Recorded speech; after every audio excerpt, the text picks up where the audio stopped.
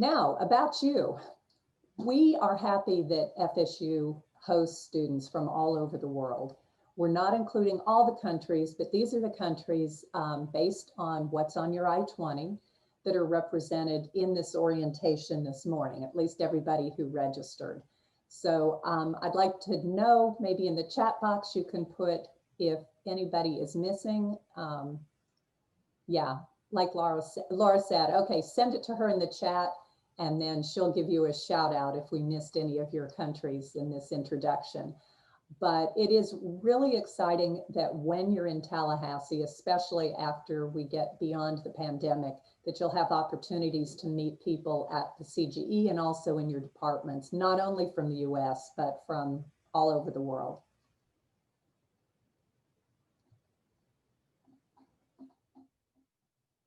Okay, I'm trying to, there.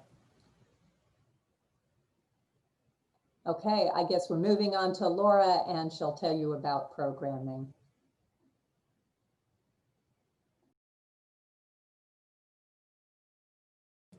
Hello, everyone. Oops, sorry, there's something that happened with the PowerPoint. Give me 1 second. My name is Laura Dean. I am the Programs Coordinator for the Center for Global Engagement. And I'm here today to talk to you about all of the virtual events that we have at the CGE. It's plenty of great opportunities to engage with us. So for those of you who are interested in practicing your conversational English, but also engaging with one another and some domestic facilitators, we recruit students from the US to assist and facilitate conversation with you all. We have our English Conversation Club. It's held every weekday from 4 to 5 p.m. and Tuesdays, Thursdays from 9 to 10. And all of that's held via Zoom. So even if you're not in Tallahassee and unable to attend in person, you can just quickly check in with us via Zoom. We also have a weekly Meditation Monday event that's held every Monday from 12 to 1. It's just a great opportunity to settle your mind as you start the week off right. And I will say we have a CGE staff member that does a great job in guiding a 20-minute meditation. So if you're interested in that, again, something that's held via Zoom each week. And our last most popular event is our International Coffee Hour. It's held every Friday, 5 to 6:30. We do a cooking demonstration. We collaborate with different student organizations as well as international students to really feature and highlight different countries around the world and different cuisines. And again, held via Zoom. So even if you're not in Tallahassee, you can still join us. And it's a great opportunity to make new connections with international students, domestic students, faculty, staff. Everyone joins this event. So it's a really great opportunity to kind of kickstart your experience at FSU in a good way. We, of course, these are just sort of a basic overview of our events. If you want to see more of what we're doing, we highly recommend that you connect with us. You can see what we're doing virtually at cge.fsu.edu/connect. I'd also recommend you check out the Welcome FSU site at welcome.fsu.edu. And that's where you can see all of the other campus events that are happening around FSU's campus. And then for other things, typically when we're open, we do have a lot of in-person engaging experiences, and we're hoping, since you all are new students, that you'll get that opportunity shortly. And so once we're all back in person and, so to speak, everything is back to normal, we will be offering our in-person programs like we had before. One other thing I would like to mention is something important. You will all be admitted to our CGE Canvas page.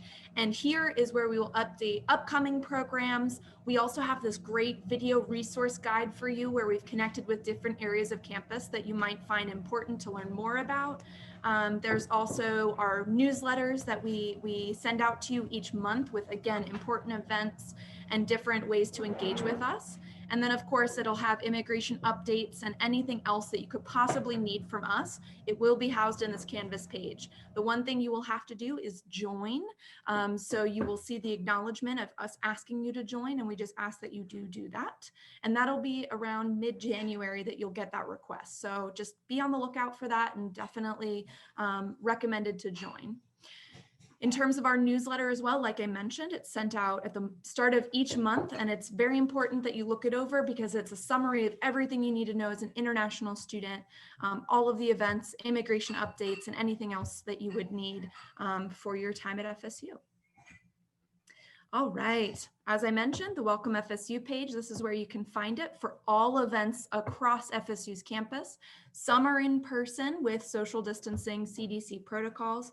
Some will be virtual, most are virtual in some capacity, and it's happening throughout January. So I recommend that you look into it and find ways of engaging with the rest of campus. And then also beyond that, we have a student affairs virtual environment where you can again see the different opportunities that come up that are offered virtually through FSU, which is pretty much everything. So you won't have to worry about feeling disconnected from campus if you're not in Tallahassee and on campus. Okay, so other ways to just stay connected with us. We have a Global Connections Weekly newsletter. If you're interested, again, that's just sort of a new iteration of that international student newsletter, but this one goes out to the rest of campus and has not just information for international students, but all students that want to engage with us. You can also connect with us on social media, on Facebook, Instagram, Twitter, at FSU CGE. So if that's your main way of connecting and communicating, then we highly recommend you join us. I also wanted to acknowledge that we have a Nigeria as one of our students where they come from. So thank you for letting us know so that I could give you a shout out at the end here. All right, and next person up, I believe, is going to be Kristen again. Or Quinn, excuse me. Quinn will be with the Living in Tallahassee. Unless we want to do the poll, should we wait till after Living in Tallahassee? Wait, go ahead, Quinn. Hi, everyone. So my name is Quinn O'Brien, and most of you should already know me. I've been the one that's been working with you on your I-20s and kind of assisting you with the I-20 application process. But I'm actually going to be speaking to you about living in Tallahassee. We're just going to be going over some of the basics of the city and some of the things you can do here and just kind of some of the perks of living here. Lived in Tallahassee for over a decade, did my undergraduate here, did my graduate studies here. It's an amazing city, and we just kind of want to show you some of the things that you can do while you're here. So just some general updates. So most of the activities that we're going to show you today are almost assuredly going to be impacted by COVID-19. So kind of keep that in mind, like as we show you everything, understand that like the standard things that you need to do are going to be with COVID-19 updates in mind. We encourage social distancing and other CDC approved protocols. You'll have access to all of these recommendations when you're here. Florida State University and the City of Tallahassee are going to be issuing updates as events and activities resume. So you'll want to be monitoring that, just kind of making sure that you're kind of up to date on everything that you need to know before you try to participate in something socially. And this presentation is just to show like a very brief slice of what Tallahassee has to offer. There's a lot more to be shown. There's a lot more that we could show you, but this is just kind of like a general viewing of some of the things that we think are best about Tallahassee.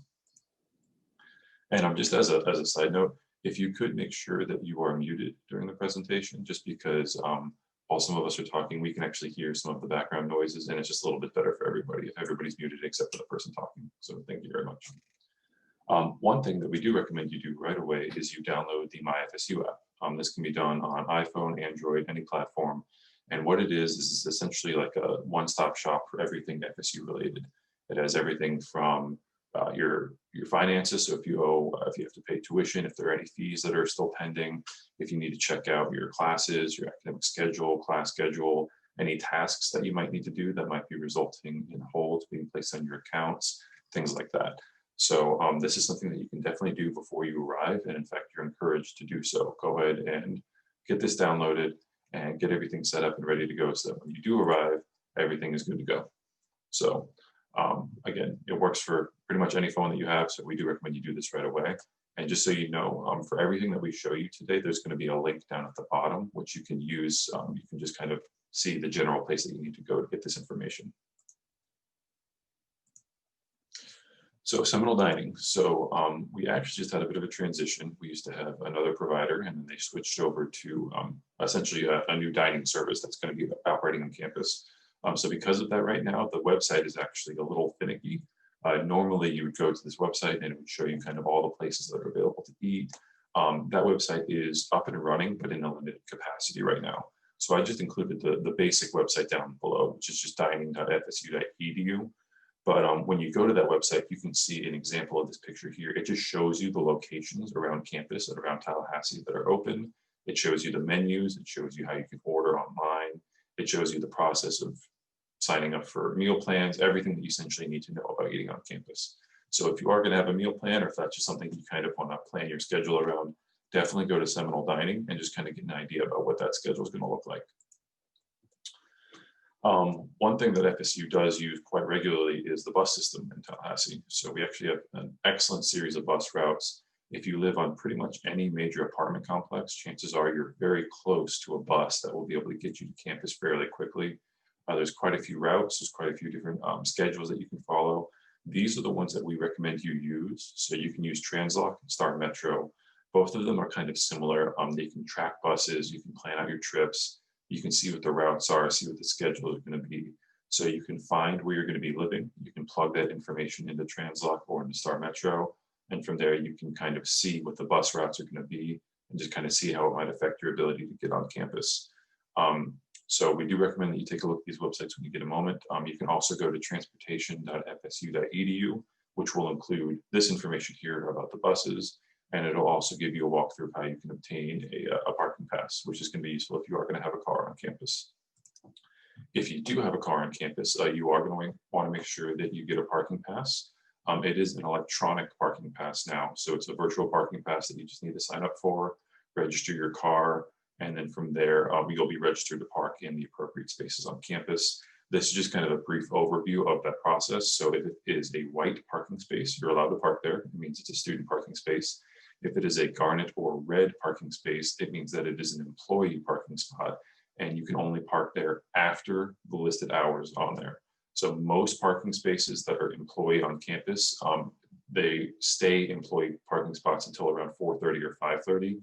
After that time, you're welcome to park there, but otherwise don't park there during the day, or you will get a ticket, which is going to result in you not being able to sign up for classes until you pay for said ticket. So just pay attention to where you're parking if you're going to be on campus.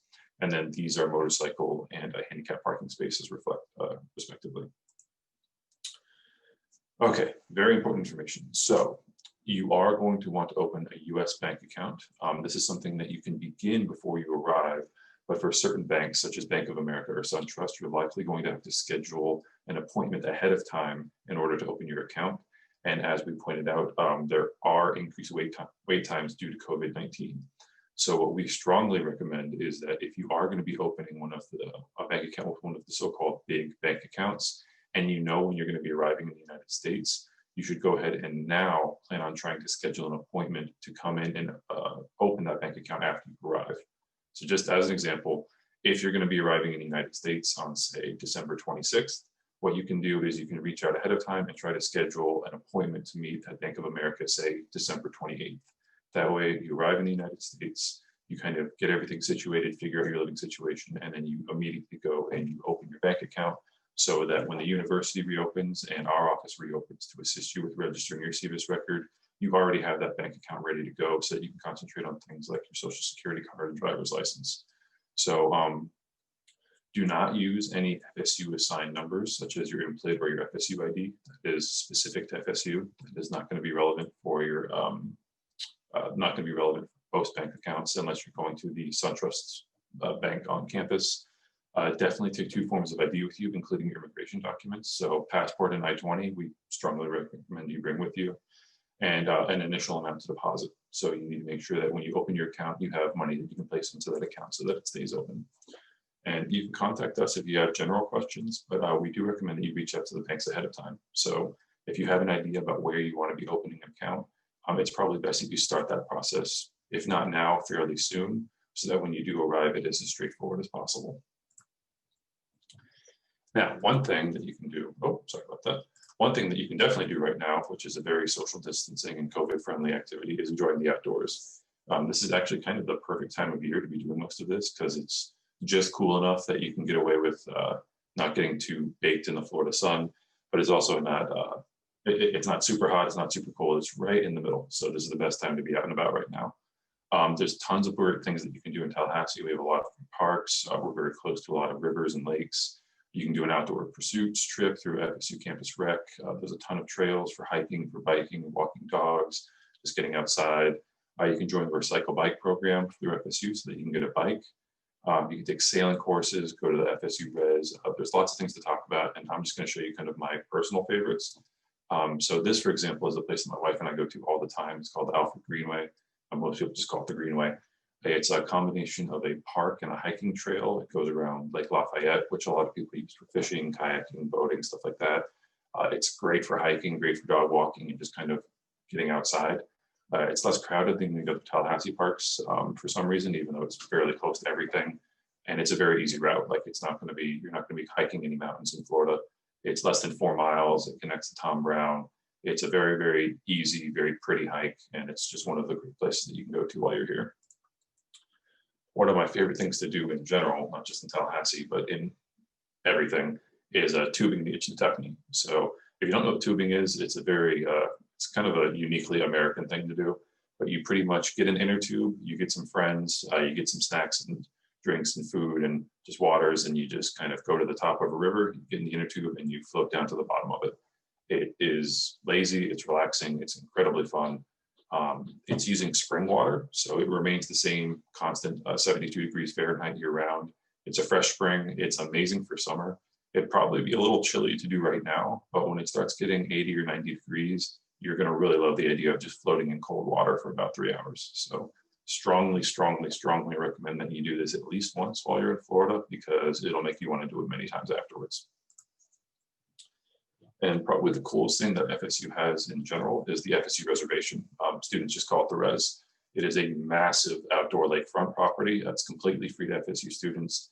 Any outdoor activity you can think of, you can probably do for free at the Res. Canoeing, kayaking, swimming, you can play volleyball, you can do a ropes course, play football. There's tons of group activities that are always organized.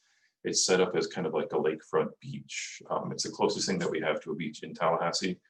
If you want to get to a nice beach, you have to drive about 2 hours. If you want to get to an okay beach, you have to drive about an hour, but you can go to the Res, which is about 15, 20 minutes away. So it's going to be open this fall. It's going to also be open this spring, but you should definitely check out the Campus Rec website ahead of time, just for kind of rules on attendance policies and just kind of what you need to know about COVID and social distancing and kind of what you need to be aware of before you go there. Athletics. So one of the biggest things that happens at FSU is sports. FSU is classified as Division I. What this essentially means that among all the universities and other colleges that occur in the United States, Division I is like the top tier. So that means that within athletics, our teams are always competing at the highest level. Within our division, we're in something called a conference, which is the Atlantic Coast Conference. This is one of the so-called Power 5 conferences. So again, we're within Division I, which is top level, and then we're within the ACC, which is top level. So it means pretty much anytime you go to see an FSU sporting event, you're seeing the top level, high-end quality athletes participating essentially at every event.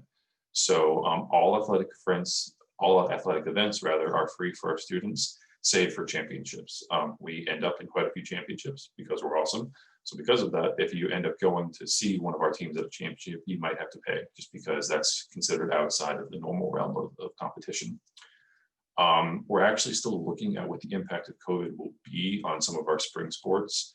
It's been a significant impact on things like football and basketball. There's limited amounts of participation. So if you're going to be getting a ticket, it's kind of a complicated process right now. But suffice it to say that you should assume that for the time being, there's going to be pretty severe restrictions in terms of attendance until things are a little bit more calm, vaccine distribution, a little bit more assuredness.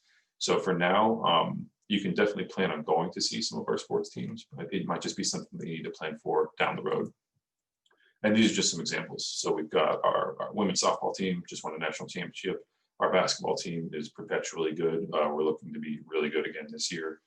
We would have won a championship last year, but COVID. Our baseball team is also always amazing, one of the winningest programs in the history of college baseball. Our football team is not doing great at the moment, but that's just room for a bounce back. And then we've got our women's soccer team, who's won 2 national championships in the past 5 years, so they're always amazing. our women's volleyball team, pretty much any sport that you can think of, FSU does and does pretty well. So definitely something that you should take a look at. Besides sports, there's also just dozens upon dozens of FSU club organizations. This is everything from comedy concerts, a cappella groups, ensemble bands, solo acts, comedians, anything you can think of. So there's tons of entertainment and things to do on campus. Almost all of these things are free. If they're not free, they're very cheap. And it's just FSU students like you just getting together and doing the things that they're passionate about. These are open to people. So if you want to sing, if you want to perform in a solo group, if you want to do your own thing, there's usually tryouts announced. They're going to be on Facebook. There's tons of social media involvement. So again, keep in mind with COVID-19, there's going to probably be some limited interactions, but it's definitely something that if you're interested in, you can participate in. And bar none, the coolest thing that we have at FSU is a circus. There are 2 collegiate circuses in the United States, and the other one is nothing compared to ours. Ours is amazing. So you should definitely go to FSU Circus when you get a chance. As you can see, it is a massive big top. It has everything that you would expect from a high-end circus. It's got tons of amazing junk food. It's got a trapeze act, juggling, people on unicycles juggling, which just still blows my mind. You definitely need to go to this when you get a chance. Again, it is free for you. If you get a chance to, and if things are kind of participating normally, you should go to the Halloween show. The Halloween show with FSU Circus is like one of the coolest things that you can experience as a student. It's all themed, everybody dressed up. It's just an amazing experience. So again, keep an eye on their website whenever things start to kind of resume and we get back to kind of normal participation. You definitely, if you have to pick one thing to go to that's not an FSU football game, you should go to an FSU Circus performance. So, and then just Tallahassee in general. So Tallahassee has a ton of events year round. Obviously, things are a little bit impacted at the moment, but you can see pre-COVID that you've got things like the First Friday up on the top left. You've got the different festivals that are happening on that right-hand side. There's tons of cultural events, tons of food tasting events. That's one thing that Tallahassee has in surplus is amazing restaurants. You've got the Night of Lights. You've got the Open Air Jingle Bell Run. So there's tons of things that you can do. You can go to visitallahassee.com to kind of see what some of these events will be. And then you can also go here to virtual Tallahassee events. So this is just kind of like new opportunities that have kind of been opened up as a response to COVID. And if you just go to Visit Tallahassee and then just click on the virtual experiences link, it's a full list of activities that you can do from home. So virtual museum tours, movies, concerts, things that you would normally do in person, but if you kind of want to stay home, it's something that you can just kind of do from the comfort of your own home.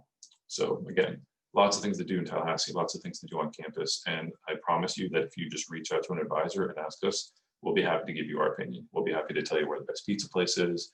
For me, it's Momo's. For other people, it's other places. We'll be happy to tell you the best restaurants, good concert groups, how you should go and park, how you should be afraid of parking on a college football game day because you're not going to find any parking. So again, just don't be afraid to reach out to us. We'll be happy to give you any additional information you need.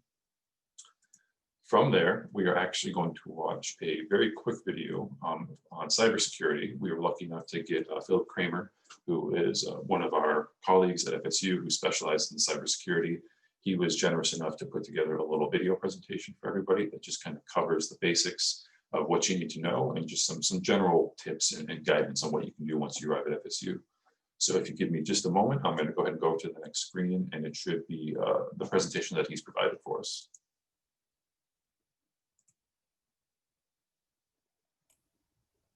Hi, welcome to Cybersecurity. My name is Phil Kramer, and I'm the Information Security and Privacy Office Security Training Coordinator here at FSU. And today we're going to talk about some tips to keep you safe while you're here at FSU. First thing we're going to talk about is phishing. What is phishing and the definition of phishing? So what is phishing? Phishing emails, websites, phone calls, text messages are designed to steal sensitive information from you. And cyber criminals do this by installing malicious software on your computer, or they trick you through social engineering by giving out your personal information, or just outright gaining access to your computer and stealing your information. There are some different types of phishing attacks, and we're going to talk about them now. So voice phishing, using social engineering over the phone to gain access to personal and financial information. You could also do this through texting as well, or SMS message, which we call smishing. what we call voice phishing, vishing. What you want to watch out for are when they call you on the phone, they're trying to steal your credit card or other information for identity theft. And they may call you and tell you you've committed a crime unless, and they're asking you for, that's the hook, $7,000, $5,000. You will be deported from the US. You will lose your legal status in the US. Don't hang up the phone or you'll be in trouble. You owe taxes and need to pay now or else. You trust me, right? That's kind of their hook phrase. And then all you have to do is pay shipping. And that comes into play when there's a deal that seems too good to be true. Just remember it usually is, and they just want you to pay say you have to pay shipping. So you're giving out your credit card information to them, and you're definitely going to be paying more than shipping. The reason we tell you about these is that it has happened in the past where individuals have been called from the FBI, the police, INS, saying that their visa has expired and need to pay me a certain amount of money or you're going to get deported. And the individual was unaware that this was not legitimate. So they went ahead and paid the person only to find out that it was a fraud. So just remember, these organizations will never call you on the phone asking you for that information. They will reach out to you a different way if they need something. So if somebody calls you saying they're from the FBI, just say thank you very much and politely or impolitely hang up. Social engineering, another type of phishing attack in which they use deception to manipulate you to give up your personal information that maybe end up being used for fraudulent purposes. So everything a cyber criminal needs to fool you into thinking that a message or that a personal interaction is legitimate. And then the message could be coming from someone you know. But a lot of times how they do this is just through scouring social media sites, because on Facebook, they can get your name, date of birth, location, workplace, hobbies, relationship status, favorite food, email address, if you don't lock this down on Facebook. So be careful what you share on your Instagram, Facebook feeds, because people can get information from you and build a profile of you and befriend you only for deceptive purposes in order for trying to trick you into giving up information that will benefit them financially. Different types of phishing attacks. Spear phishing is one of them, and it accounts for 91% of phishing attacks, and it's the most successful one on the internet today. And that's where they're sending a fraudulent email from a known or trusted sender in order to trick you into giving up confidential information. So it may be saying it's the FSU financial aid office, and they're trying to get you to update.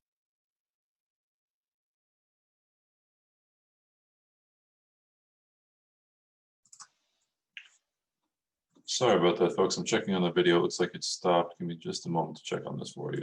Your credit card information with them. So you think it's legitimate based on who it's coming from, and you upload your new credit card information only to find out that it's a fake website you're uploading to. These folks, once again, they won't call you on the phone. They're going to reach out to you other ways if you need to update your information.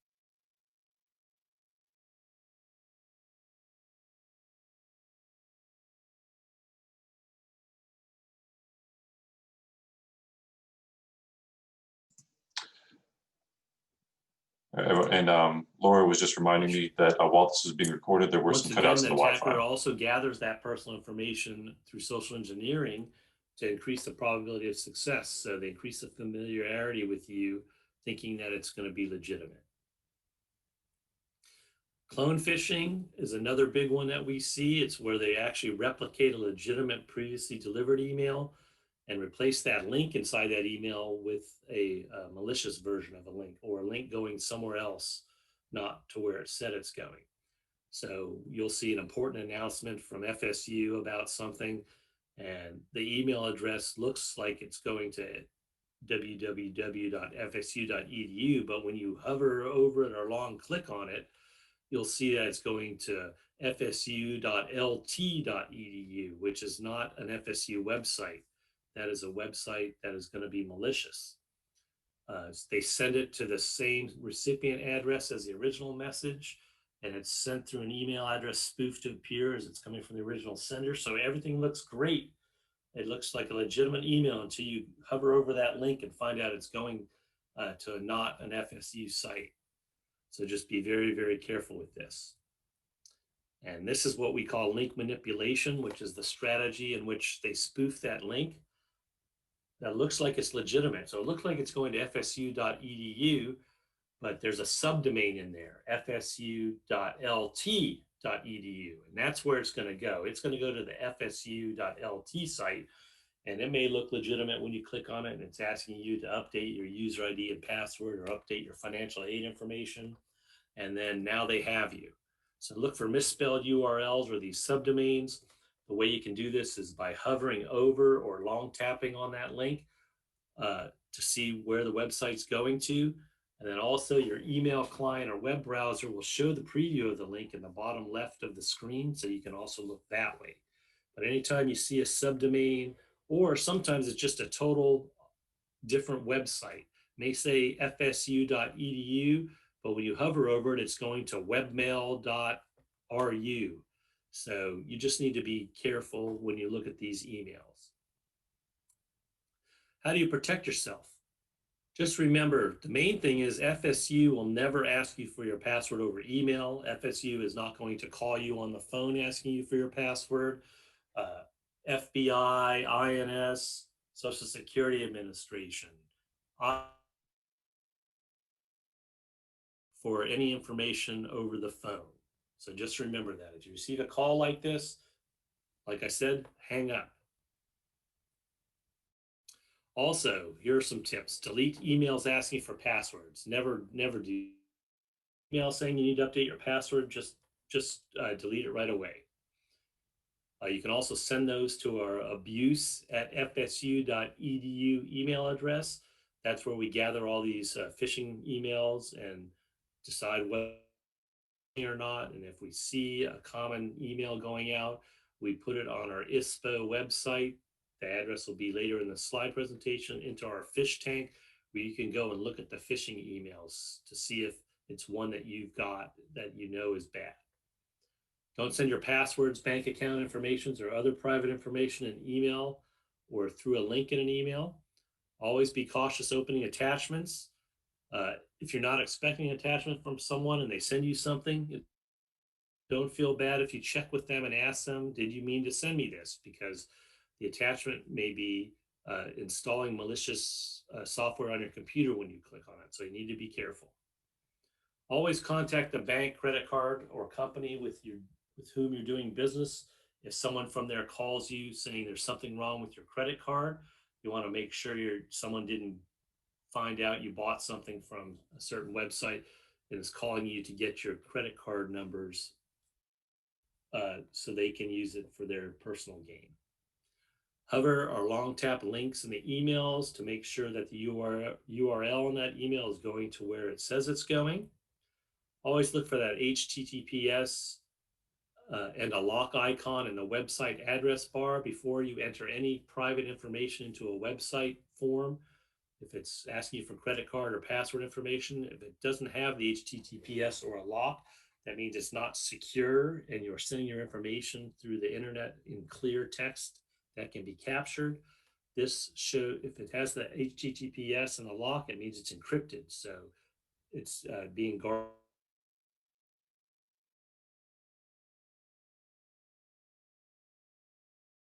Some are very, very bad. So you just need to read them carefully, take your time. Don't act on impulse.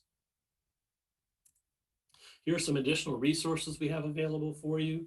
There's our ISPO website at the top where you can get information security and privacy information. Also, our fish tank is there. You can check to see if the email you received is in the fish tank.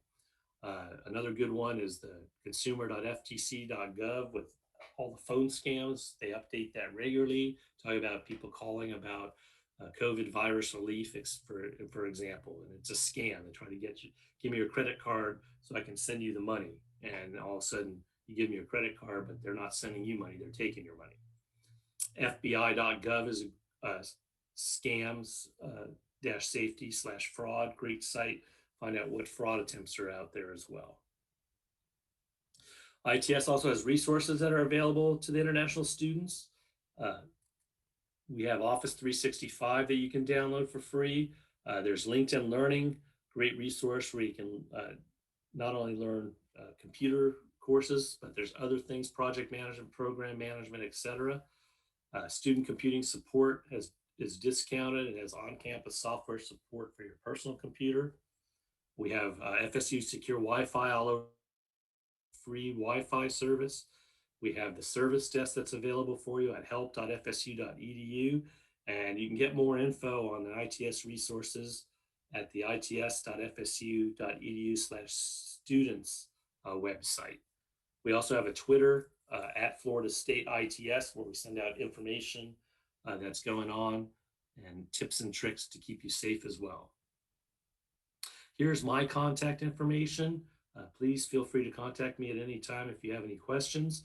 Also, if you need to get a hold of me, you can also work through Kevin Galatera there at the Center for Global Engagement, and he can put you in touch with me. Thank you for your time, and welcome to FSU. All right, and thank you very much to Philip for participating in this for us.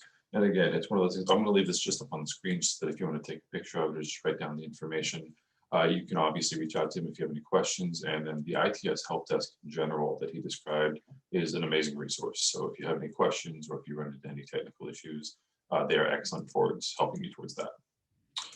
All right, now I'm going to switch things back over to Kristen Hagen. So if you bear with us for just a second as we get the controls handed over. Okay, and before we actually get going with this, we're going to break it up a little bit, see if you're awake. I don't know how many of you have used polls with Zoom, but we're going to do a little poll where you will click on the answer that, which works for you, what degree you're pursuing at FSU, have you studied in the US before, and will you be in Tallahassee for the spring semester? So if you can go ahead and put your clicks in the right place. We'll learn a little bit about you for a minute, and then we'll get back to having you listen to us.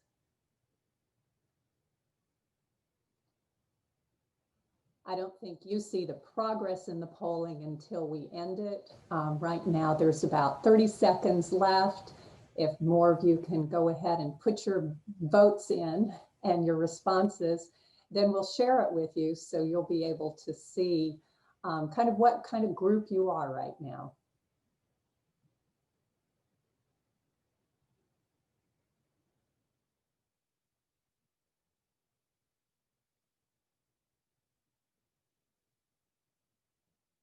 Okay.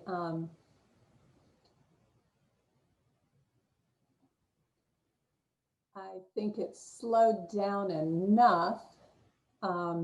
Laura, do you want to go ahead and share that? Yeah, so you see your results now. I think all of you should be able to see that on your screen. Interestingly, a few more of you are pursuing a doctorate than a master's, and very few have studied in the US before, so it'll be a new experience for lots of people. And then we love seeing the yes, being able to be in Tallahassee for the spring semester. It'll be a different one, but we hope it'll be a really good one. And for all of you, we really congratulate you on your admission. I know it's a big change in your life, a new adventure. We're doing what we can to help start it, even though it's not going to be the way it normally would. But congratulations to those of you who have your visas, and good luck to the few of you who don't quite yet have them. Okay. So Laura, when you're done with that, I guess I can take over the screen for the safety in the US. I've stopped sharing. Okay, let me get rid of it on my screen. Okay, we talked about cybersecurity. Now we're going to be a little bit more general.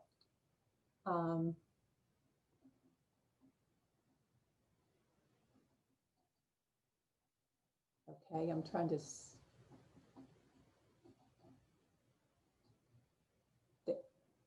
Whoa. Okay, this has a lot to do with what Philip was telling us about. We're emphasizing it because we have had international students become a victim of phone scams.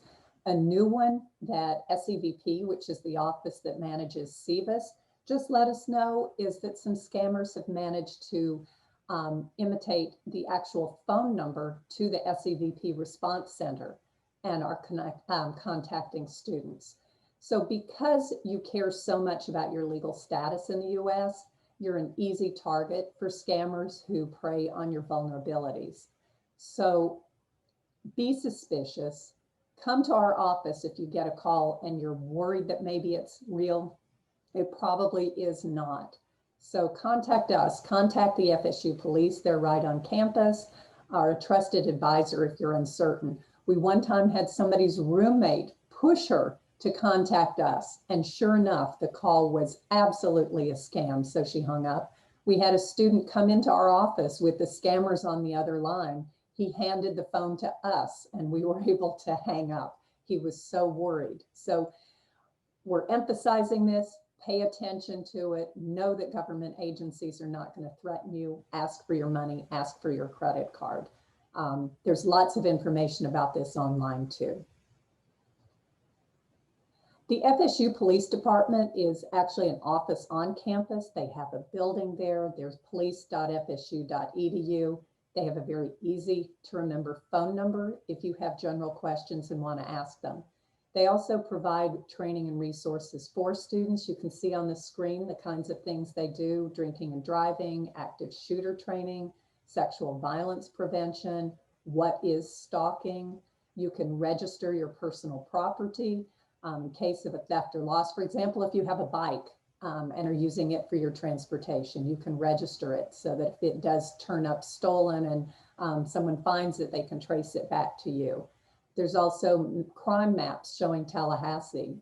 So if you have, you're thinking about living somewhere specific and you want to check, you can do that. FSU Guardian is something you can register for if you have a medical condition that might prevent you from communicating and you want to be sure that first responders would have information that's important for you so that they can take care of you. Hurricanes, we have made it through this fall. I hope there's not a late hurricane, but those of you in the fall, you'll start hearing people talk about hurricanes. We had a number of years that did cause suspension of classes and power outages, which is the most common problem we have from hurricanes or big storms.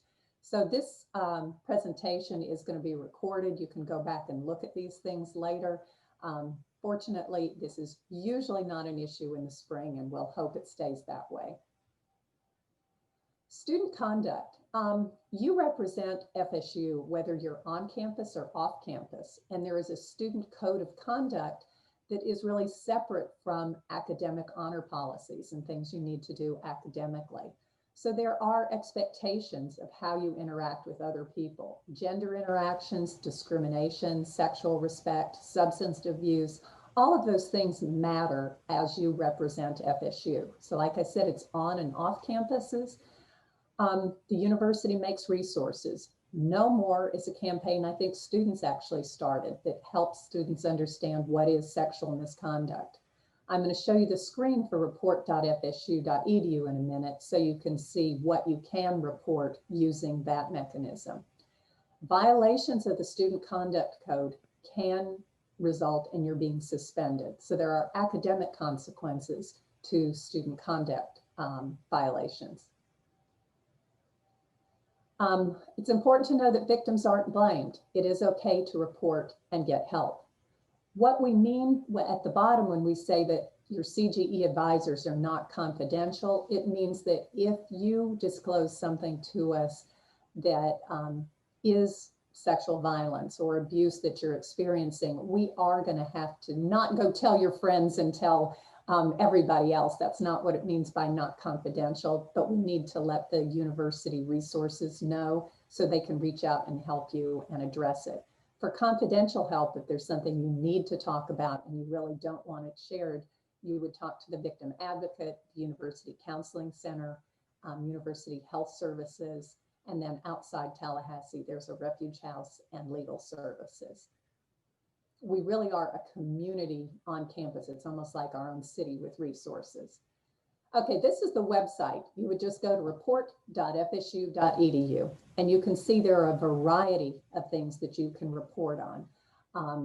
If you suspect that students are cheating, you can go ahead and put things there. Report acts of discrimination.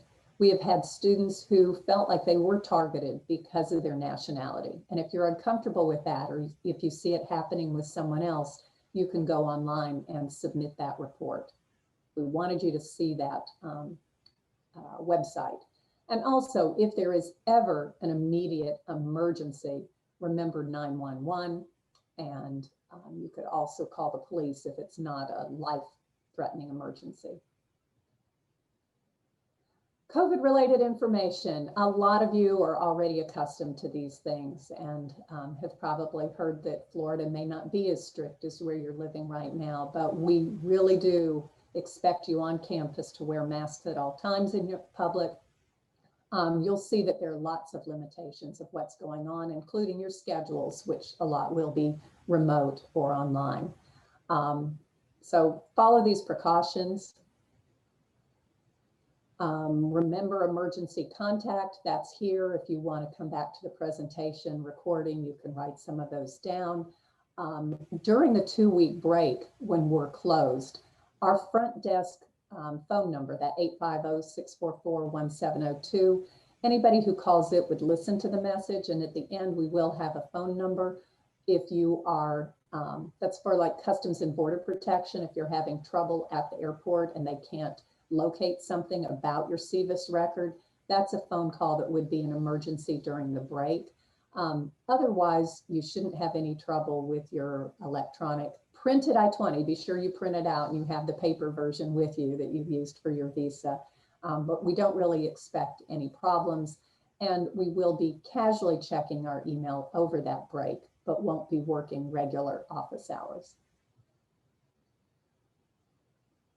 Okay, I'm going to turn it over to Tanya. This is the section that usually results in a lot more questions because everybody wants to stay well and healthy, and our system is unfamiliar to most of you. Tanya is very well informed, and hopefully you'll learn a lot from her presentation. Thank you, and talk to you guys later. Hi, I'm Tanya Shad.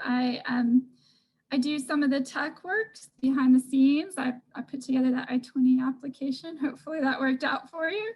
But I also have advised J1 students for many, many years. And this is how I got into the health insurance realm. The J1 visa strictly requires insurance at all times. My slides are going without me. So that's how I became involved in insurance. And I am part of the committee that deals with insurance each year. We go over the benefits and the cost and decide what kind of benefits would be best for you in relation to the cost. So that's going to be an interesting experience this year with COVID-19. Not sure how that's going to turn out. We'll see. I should get control here in a second, I think. Oh. Hello, everyone.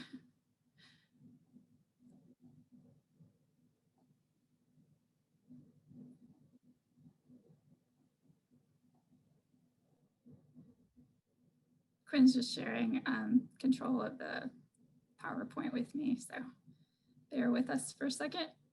There we go.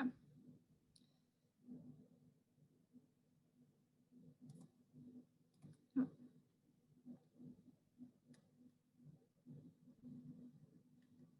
It's not.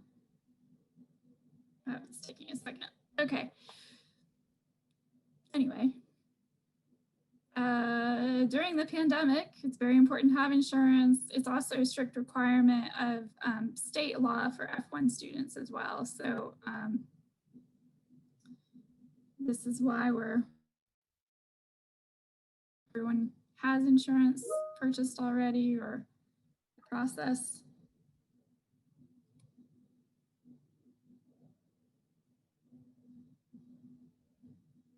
Sorry, we're trying to work out our technical difficulties.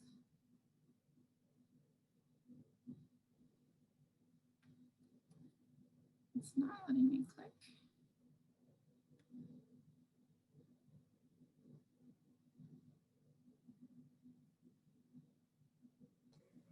Tanya, do you want to try the arrow keys? I did. I think it's just being really slow.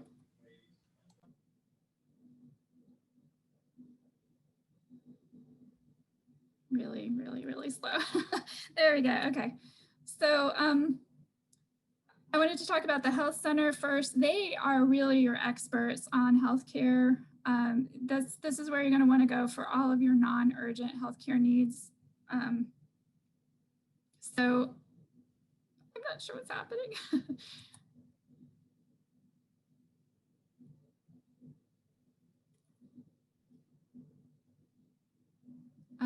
Anyway, so the health center is not far from our building. It's about 2 doors down. It's a giant, relatively new facility. Hopefully when you get back to campus, you can take advantage. There are a lot of services in that building, including the fitness and movement clinic. The fitness and movement clinic is a smaller version of, sorry, it just keeps going back and forth. It's a smaller version of the fitness center, the Leach Center. So if the Leach Center ends up being completely full, you can head over to the fitness and movement clinic. And they have a lot of interesting fitness assessment tools there as well.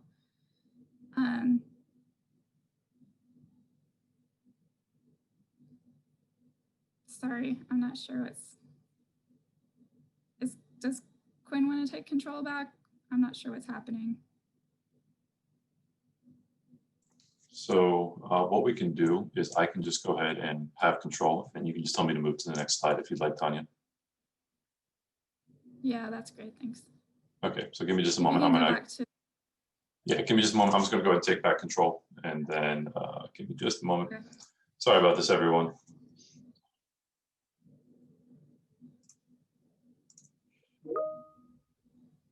Okay, so could you head back to the first screen? Yes. On the health center. There we go. Perfect. Thank you. Anyway, so the health center also has a variety of specialists available. They're not there every day of the week, but if you needed, to see an allergist, someone who handles your allergies, they may have someone there on Wednesdays, for instance. So you'll want to go to healthcenter.FSU.EDU and see who those specialists are, when you can set appointments. Everything is by appointment these days with COVID-19. So you're not gonna, just walk into the health center these days, unfortunately. When we're past COVID-19, that's definitely an option. You can stop by there and see a physician to get your immunizations. You can stop in and set an appointment at any point in time. You can see a nutritionist. They have a smoking cessation program. There are lots and lots of resources available to you in the health center, and you pay student fees to cover those services. So do take advantage of them when you can. Right now, they have telehealth available. So if you're in Florida, you can use the telehealth at the health center, and they will be able to counsel you. A physician will be able to counsel you online about what's going on, what types of symptoms you're having, whether you need to head to an emergency room or an urgent care facility. So take advantage of it if you need to. If you're covered by the FSU health insurance, you've purchased the FSU health insurance, and you are outside of Florida in the United States, you may be able to use their telehealth for the same types of services. Immunizations you can obtain at the health center. So if you're missing any, I know I talked to a student earlier who didn't have his immunization records and was going to need to sort that out. He's going to do that with the health center. And then if he needs a second MMR shot, he'll be able to schedule that appointment for the immunization at the health center. So those are great services. Make sure you take advantage. Next slide. Emergencies. So we know you go to the health center for all of your non-urgent needs, but if you have an emergency, you think you are dying, you need to not dial 911. If it's life-threatening, you feel like someone is attacking you, you've broken your ankle and you can't get up, dial 911. They will send an ambulance to you, they will pick you up, they will take you to the emergency room. This is the very most expensive treatment that you can possibly get though. So do not dial 911 and get an ambulance if you know, you're feeling a little under the weather, you're feeling a little you know, stomach ache. That's not 911. That is probably urgent care. Urgent care is somewhere in between. So maybe you don't feel comfortable talking to someone on telehealth because you're in some pain. You feel like you need to see someone right away, but you don't think you're going to die. And that is urgent care. And there are many urgent care facilities around Tallahassee. Most of them are called Patients First. And most of those are going to be in your network of providers. So those are going to be your kind of in-between medical facilities. Do not go to the hospital. Do not walk into the emergency room for any kind of routine care. You know, like, I need an MMR. Is this where I should go? Absolutely not. You should not walk into the hospital. And I know in some countries that is completely normal. You go to the hospital for everything, but not here. Here, only very, very sick people are going to be in the emergency room in the hospital. The rest of us, they try to keep away from the hospital. You're going to go to a doctor's office that's going to be maybe 5-10 miles away from the hospital. So I just want to kind of blast that assumption from the start to try to save you some money. Try also to see either someone through telehealth, the health center, or someone in urgent care during your kind of normal business hours. Urgent care is usually available a little later in the evenings and on weekends, but don't wait until 2 in the morning to try to get treatment for something that's causing you a lot of pain or suffering. Try to go during normal hours, or the emergency room is really going to be your only option at 2 in the morning. So next. During the pandemic, unfortunately, many doctors are not taking new patients. So if you're new to Tallahassee and you've never seen a doctor here before and you would like to, it may be a little bit difficult. Like I said, you can use telehealth through the health center if you're in Florida. So they do have physicians there you can talk to if you're in Florida. If you are arriving in Tallahassee, you should be in Florida because you will need to attend your classes in person, but I know that's not happening until January 19th. So in the meantime, you're going to take advantage of that telehealth when you can, but if you're outside of Tallahassee, urgent care is probably going to be your best bet. Also, the health center cannot see children or spouses. So if you have a family with you, what I've heard from other students is they can't find doctors, regular doctors, to see their children for a normal physical, or to see, you know, have their spouse see someone for a chronic condition. So they are needing to go to urgent care for those types of kind of routine healthcare needs. That's unfortunate, but urgent care, you know, has many people who decide they want to go there because they like their doctor at urgent care. So that is an option. Bond community health centers are also an option. These are for low-income people, low-income families. So just keep that in mind. there are probably going to be very long lines. It's maybe not what you're used to. So it is a very cheap option though in many cases. So Bond Community Health Center may be a good option for you. And they also have telehealth options as well right now. You do want to check your insurance for the copay for urgent care. It is going to be different than the copay for a normal physician's visit. It's normally a little bit higher. So just double check that before you decide to go to urgent care and know what you're going to be charged for that visit. Next. We have a little to-do list. This is what I'm going to go over in the next several slides. Just some things that you're going to need to add to your checklist of things to do as you get settled into Tallahassee. Next. Immunizations, that's a big one. If you're having trouble getting your immunizations or your immunization record, the health center may be able to temporarily remove the hold from your record so that you can register for classes. So communicate with them. They will take that hold off temporarily and then put it back on again. You are going to need to show your immunization record at some point in time. The only two immunizations that are strictly required are your first and second MMR shots. So you need to have one past your first birthday and then a second one 28 days later. So I was talking to a student a little earlier who was saying, there wasn't a good way for him to get his immunization records. He can get his first MMR in his home country now, or the country where he's living now, and then communicate with the health center, give them that immunization record for that one shot. They'll remove the hold temporarily, and then they'll put it back on for that second MMR shot, and he can get the second MMR shot here in Tallahassee.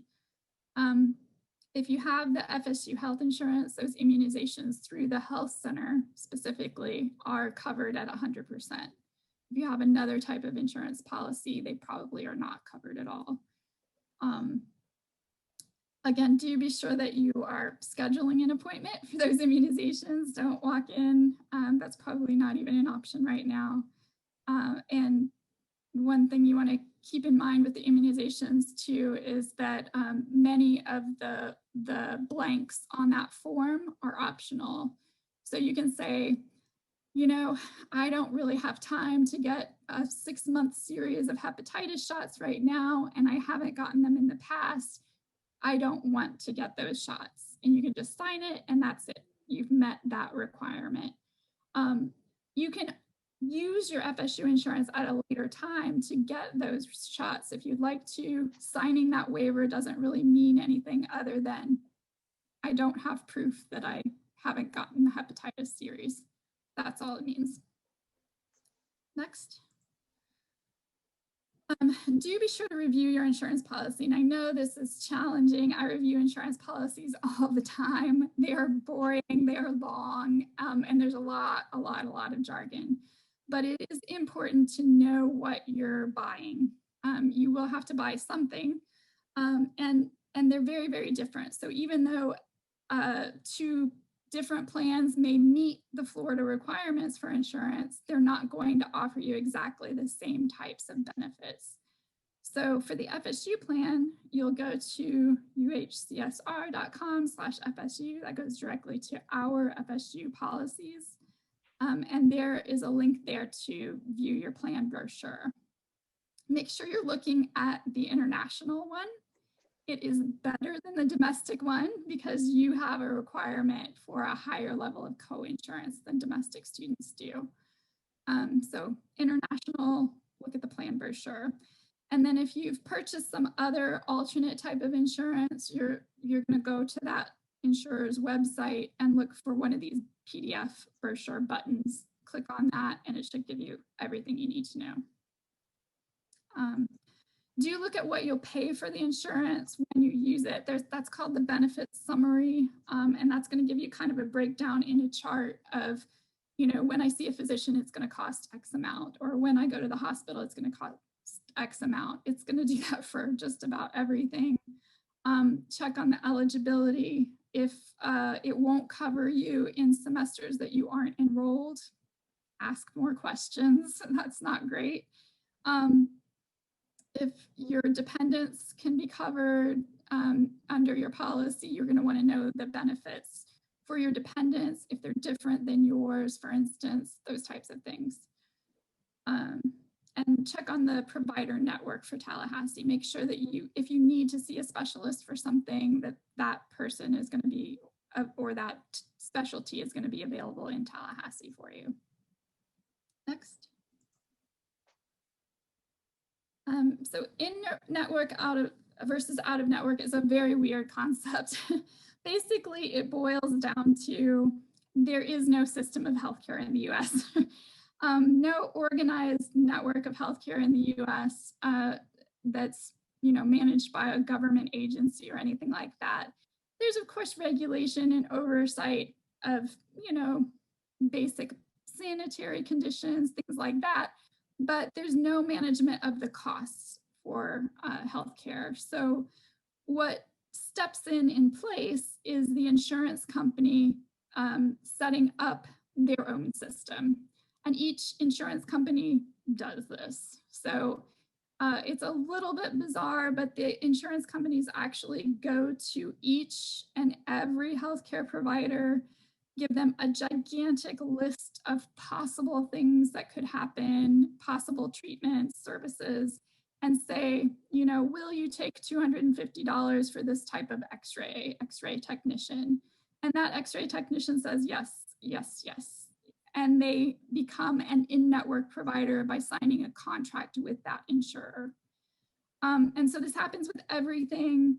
The people who do not sign off on those contracts are out of network. So they have decided, no, it's not economically feasible for us to be part of your network and be paid $250. So we literally would like to pay we would like to charge whatever we want. Depending upon the day, depending upon the doctor, and it really can vary that much. They can say, if you're an uninsured person, you pay less or you pay more, for instance. So that's why it's important to know your network, to use in-network providers. It's not only cheaper in terms of your benefits from the insurance company, it's also going to be cheaper when that provider goes to bill your insurance company. So it's an odd concept, but basically it's just going to save you money to use in-network. The way that insurance works in general too is that 80% of what you're paying in that premium, that $2,500, that is going to healthcare costs. 80% of it is going to healthcare costs, and then the insurance company is keeping 20% to pay for buildings and employees and paper and things like that.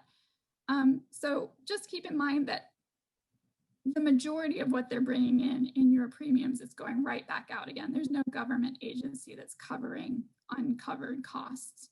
And that's why your premium is going to change every year too, depending upon how things are used, how much you're going to the hospital, how much you're using prescription benefits and that type of thing. You do keep in mind that you can go to an out-of-network provider though. So if you desperately need to see a certain type of neurologist, for instance, you can definitely see that person. You just may pay more for it. And keep in mind too that your doctors are not going to know who is in network for you. So if you go to a primary care physician and they say, you definitely need to see a specialist in this area, I recommend this person. They're really only recommending that person's reputation. They're not saying, oh, it's going to be cheaper for you. This is going to be in network for you. They really rely upon you to make those determinations and do that homework. So do be sure to do that. If you find that that person is out of network, you can always go back to your physician and say, hey, do you know anyone else? Because it's going to be more expensive for me. And they can maybe give you a list of different options that you can explore. This is true too with labs. If you get blood work drawn, those types of things as well. Any type of MRI that's done, X-ray, et cetera. you really need to do the homework on whether that provider is in network or out of network. Next. Next slide. I hear something happening. Yeah. Okay, so some more terminologies, more jargon you're going to encounter as you go through your brochure. That premium is that first amount that you pay to be part of the club. So you're paying your $2,500, et cetera, to be part of the insured group of students under United Healthcare. With the FSU plan, you can split your premium between fall and spring summer. So those of you who are beginning new, have not enrolled before, for spring are going to enroll for the spring summer coverage. You cannot exclude summer coverage. It has to be spring summer combined. And the reason for that is that summer enrollment isn't strictly required. So we can't monitor to ensure that you have the coverage in the summer that's required. And state requirements require an entire year of coverage. So that's why you can't split that off. Keep in mind that your premium will change each August, and that you will have to re-enroll for coverage for your August class registration. I'll talk about that a little bit more later. And then the other amounts that you pay on your own are really meant to kind of keep that premium low. So just as an example, there was a government that was paying for 100% of medical costs. They just went to an insurer and said, we want to cover everything. How much is that going to cost us? And that insurance provider said $4,500 a month. So that government paid $4,500 a month for each and every one of their students to have 100% coverage. Most of us can't do that. I could not afford that myself. So what the insurance companies do instead is they will say, you know, those people who use a little bit more healthcare through no fault of their own, they just have a chronic condition, et cetera, they are going to pay a little bit more of the costs. While those students who just, you know, go to a doctor once a year are going to pay not much at all. So the way that they do this is that, say you go to a doctor once a year, you don't want to see the health center's physician for some reason, or they have too long a line, you're just going to pay a copay to see another doctor outside of campus who is in network. So I think that's maybe like $25 to see that physician. That's all you pay. You're done. You pay your $25, you go home, you never get another bill in the mail, hopefully. So we've tried to stick to those copays as much as possible. They're predictable. We like them. And you want to try to make sure if you choose a non-FSU policy that you're getting as many of those copays as possible. It's good. Then let's say a student has to go to the hospital. You know, they have an emergency situation. They're in the hospital. They're admitted to the hospital for 2 weeks. They are going to pay a deductible for the first amount of care that they receive in the hospital, and that's usually $500. So that first $500, that student is going to pay on their own. And then beyond that, the insurance company is going to pay a percentage of the remaining costs, and that's called co-insurance. So again, this is to try to transfer a little bit more of those costs to the students who are needing more services so that the rest of you are not having to pay a huge amount in premiums. Next slide. Exclusions. Every insurance plan has exclusions. Most insurance plans are going to have exclusions like your aunt cannot treat you and be paid. They're going to be pretty reasonable exclusions in plans like the FSU coverage. All insurance plans in the US exclude routine eye care. So I wear contacts to see at all. That is not considered a health expense in the US for some reason. And so you just pay that out of pocket on your own. Dental work. So if you have a sore tooth, you break a tooth, you need some kind of dental work done on a root canal, for instance, that is not covered by your health insurance. And again, for whatever reason, the US considers that not a healthcare expense. There are vision and dental insurance policies available. Those are mostly going to be prepaid types of coverage. So you're essentially just you're spending the same amount of money that you would for your normal dental or vision needs. You're just spreading it out over a longer period of time, those payments. So definitely look into it, see if it's something that would help you manage your expenses, but just know that it's not going to be part of your health insurance. Car accidents. So if you are, let's say, a passenger in someone's car and they get in some type of accident, that any kind of injury that you suffer from that car accident is going to be covered by the car insurance, not your health insurance. So it's very, very important that if you're involved in a car accident, you get the insurance information from both the driver of the car that you're in and from the person who was involved in the accident as well, you know, if there was another car involved. If your friend ran into a telephone pole, you know, you just get your friend's car insurance.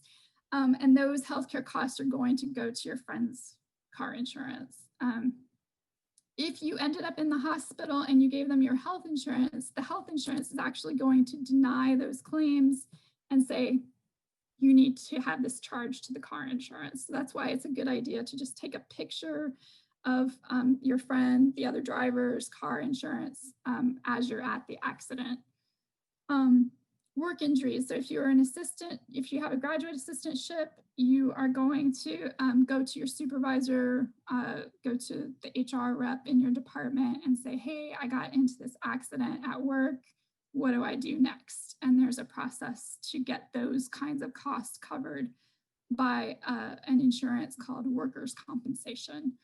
So it is important to go through that process if you're in a work accident, because again, those will be denied if you're in the hospital and they say, hey, did this happen while you were working? Some of you may have chosen to go with a non-FSU insurance policy, which is fine, that's your prerogative. But just know that again, those policies are not the same as FSU coverage. The FSU coverage has to meet certain federal regulations to cover pre-existing conditions, to offer you an annual exam at a physician, those types of things. Low-cost insurance policies are usually written outside of the US, usually in a Caribbean country, and they do not need to comply with US federal regulations for insurance. So they can exclude pre-existing conditions. If you have diabetes or high blood pressure, a seizure disorder, any type of pre-existing condition, you're probably going to want to choose the FSU insurance policy. Most of those cheaper plans are not going to cover treatment or care for those pre-existing conditions or chronic conditions. Likewise, if you came into the US with a spouse and you realize 2 weeks from now that your spouse is 2 months pregnant, and you just purchased insurance just now, that insurance will not cover that pregnancy and childbirth. So some things to keep in mind with dependent coverage as well. Some things that may not seem fair, so I want to bring them up here, are if you go to the hospital for a non-emergency, like we talked about, just an upset stomach or a cold, the hospital determines that it's not an emergency, some insurance policies will not cover any of your costs for that visit. None, zero. Injuries resulting from sports. So this means like playing soccer in your backyard with your kid could be excluded from coverage if you had an injury, a sprained ankle or a broken arm from even just playing sports with your friends. Some insurance companies will exclude that. Injuries or illnesses while consuming alcohol. So it doesn't mean that you have to be drunk and falling over. It just means that you had a glass of wine when you fell over the curb and broke your ankle. And some insurance companies will exclude that kind of injury. And injuries from riding a scooter, I bring up because we've had more than one student get into a serious scooter injury incident, serious life-threatening scooter accidents, and those were extremely expensive bills. So if you can imagine, on top of getting into a terrible accident, surviving this terrible accident, and then being told, you know, those $75,000 in bills are not going to be covered by your insurance. Sorry, that's frightening. So if you like to ride scooters, if you plan to ride a scooter, just think about that as you're choosing insurance too. Next. And this is just kind of a real world example. We had a student who collapsed from overheating.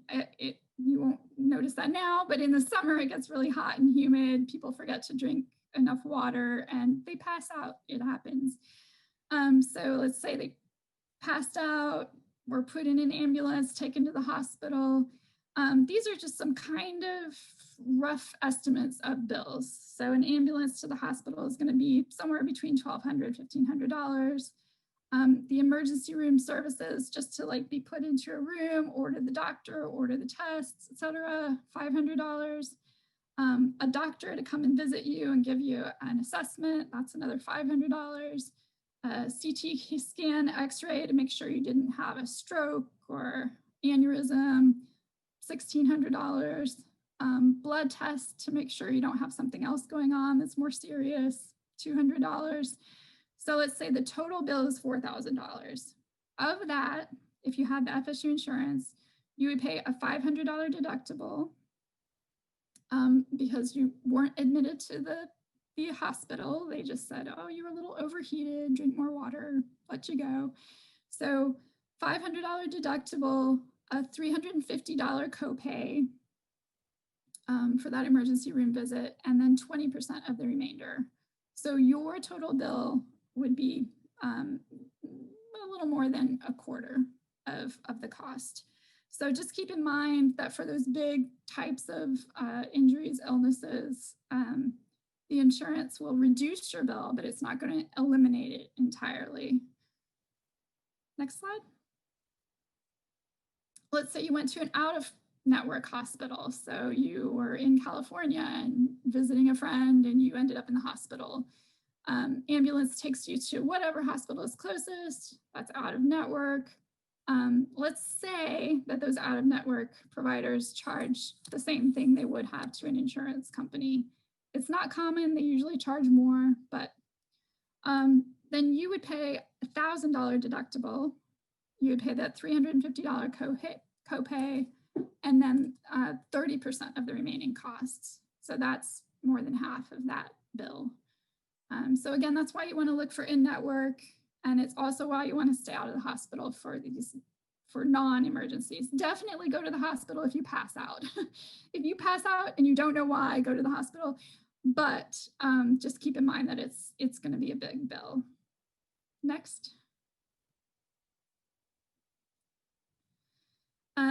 These are just things that have actually happened to our students. So we had an undergraduate exchange student who fell down some stairs at the law school, just walking to class, fell down the stairs and broke her arm. And because of the way she fell and broke it, she had to, through the entire rest of her stay, 6-month stay, had to go in for physical therapy and monitor the healing to make sure she didn't have to have surgery. So that total bill would have been in excess of $20,000 for the initial care, the follow-up, seeing a physical therapist every week. Then we had another undergraduate student with severe stomach pain. He ended up in the emergency room and was admitted to the hospital, had surgery. His bill was $45,000. So this is just to give you an example of how much healthcare costs in the US, and then you can kind of estimate what your cost would be from something like that and what you should look for in your benefits summary. Next. So you want to identify your in-network providers both here in Tallahassee, and if you're going to go traveling, just take a look.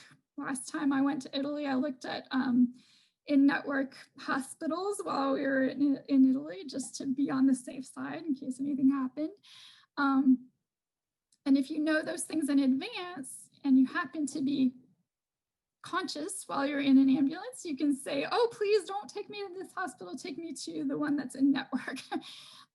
If you're unconscious, get the healthcare that you need. Don't worry about it. But if you can plan in advance, you want to do this now. Look at your network, see who your providers are, see what labs are in network for you so that you know when you go to a doctor who wants to have something done, just instinctively what lab to tell them to go to put the order through to.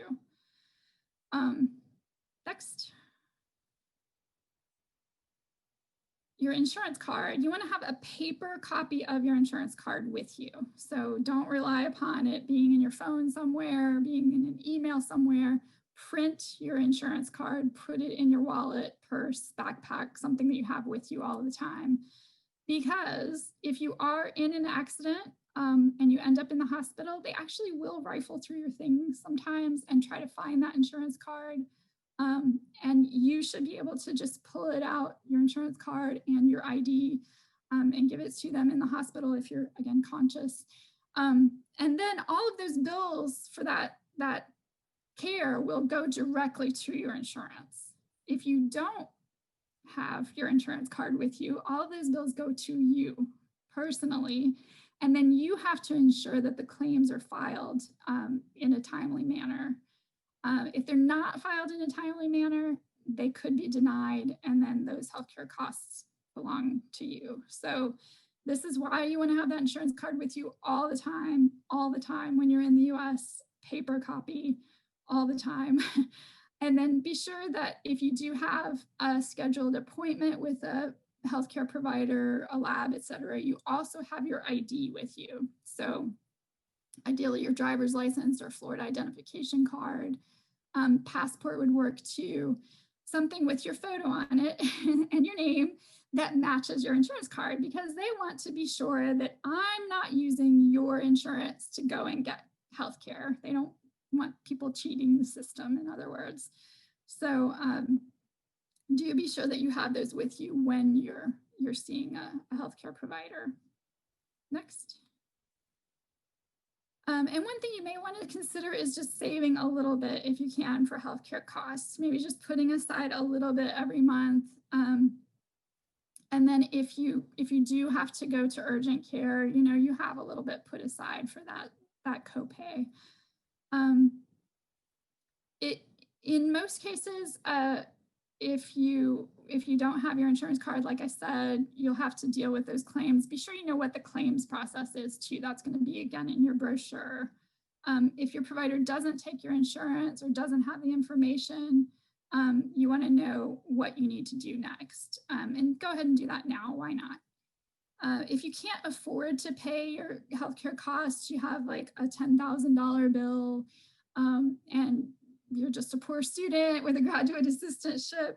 Once you've paid your deductible and any copays, the rest of that is pretty negotiable. So if you've already paid your $500, your $350 copay for an emergency room visit, and you still have, $5,000, $7,000 left, call the providers and say, hey, I'm a poor student. I really don't have enough to pay for this. Is there any way you can reduce it? And in a lot of cases, they will. They'll reduce it or eliminate it in many cases. Or they can set up a payment plan for you and say you can pay $10 a month for the rest of your life. So those are things that you can do. No one is going to put you in prison for not paying those claims, immediately or in any length of time. It's just something that you want to take care of. Don't ignore it, but do what you can. Next. And for those with graduate assistantships, thankfully you get a subsidy from the graduate school, so that helps with your insurance. There is a process for that, and unfortunately, they don't have a spring process up on their website. So if you do have questions about the timeline or when specifically these steps are going to occur, you'll want to contact the graduate school. But overall, this is the same process. So number one, you're going to want to go and purchase your insurance. Purchase is what they call it. You're just enrolling in the insurance. And then you will get an email saying, hey, do you want the subsidy? And you're going to say, yes, of course I want the subsidy, to opt into it. And then the payments for that, the subsidy payments and payments from your paychecks are going to start coming out later in the semester.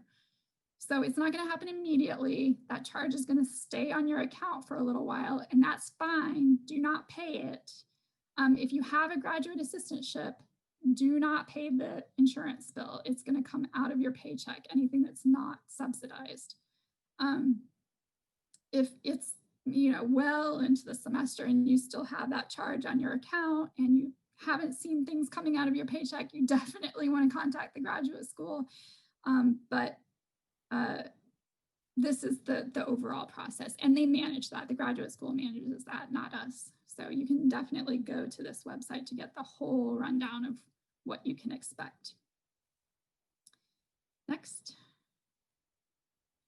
Dependents. So if you do have a spouse and children with you in the US, dependent coverage is a little tricky. J1 students must have dependent coverage for their J2 dependents. Everyone else, it's optional, I want to say. It's not a great idea to be in the US without insurance, especially during a pandemic. But there is no tax penalty or other type of penalty for not having your dependents covered. Right now, today is the deadline for enrolling in healthcare.gov policies, marketplace policies. This is a government program that kind of determine what should be in insurance. They evaluate policies, and they have plans that are very, very comprehensive. So they will cover a lot. These are great plans. They tend to be a little expensive. So definitely, if you have dependents in the US and you don't feel like you can afford the FSU dependent coverage, this may be something to look into, but you have to do it today.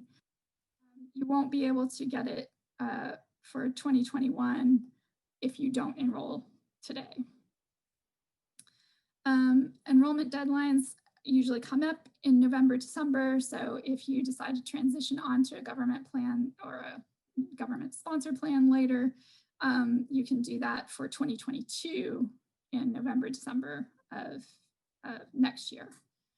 FSU does have a dependent option. You have to be enrolled in the FSU coverage in order to take advantage of that. If, like I said, you did have a spouse who was uncovered by the FSU plan and you discover, oh no, she's pregnant, we didn't realize, you can enroll later. It's not ideal. I wouldn't do that. But you can. You'll have to enroll. You have to pay for the entire semester, regardless of what time you enroll your spouse in that coverage. And the payments for healthcare costs will not start until that date that you enrolled your spouse. So if your spouse already had 3 appointments with a physician before you enrolled in coverage, those 3 appointments will not be covered by the insurance that you just purchased. So keep that in mind. But the FSU plan will cover pre-existing conditions. So it is kind of a backup plan if you need it. Just be careful. And you may have some online travel insurance, travel medical insurance options available that are a lot cheaper, but like I talked about, a lot of exclusions too. And right now, I would say too, since those plans will not cover immunizations, if I were you, I would seriously consider the FSU plan or the healthcare.gov plans for dependents. You do want to get that COVID-19 immunization when it's available. Next. update your local mailing address, very, very important. Do it now. If you're in Tallahassee, or when you arrive, do it immediately after you arrive. It's necessary for us to register your immigration record, but it's also helpful if the police needed to do a wellness check on you. So people hadn't heard from you for a while. They were worried about you. The police, FSU police actually will knock on your door and make sure you're okay. So they need to know which door to knock on. So that's important. Keep it updated all the time. Next.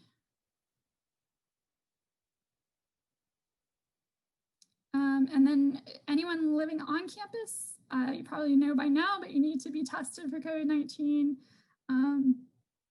Those tests are offered nearly every day, but you do have to register in advance for an appointment. There are other free testing sites in the community. So there may be one that's closer to you, more convenient to you. Take advantage. There is no formal quarantine period at FSU right now, but the health center does advise you to follow CDC guidelines, remain at home where you're living for 7 days if you can, and test after 3 to 5 days.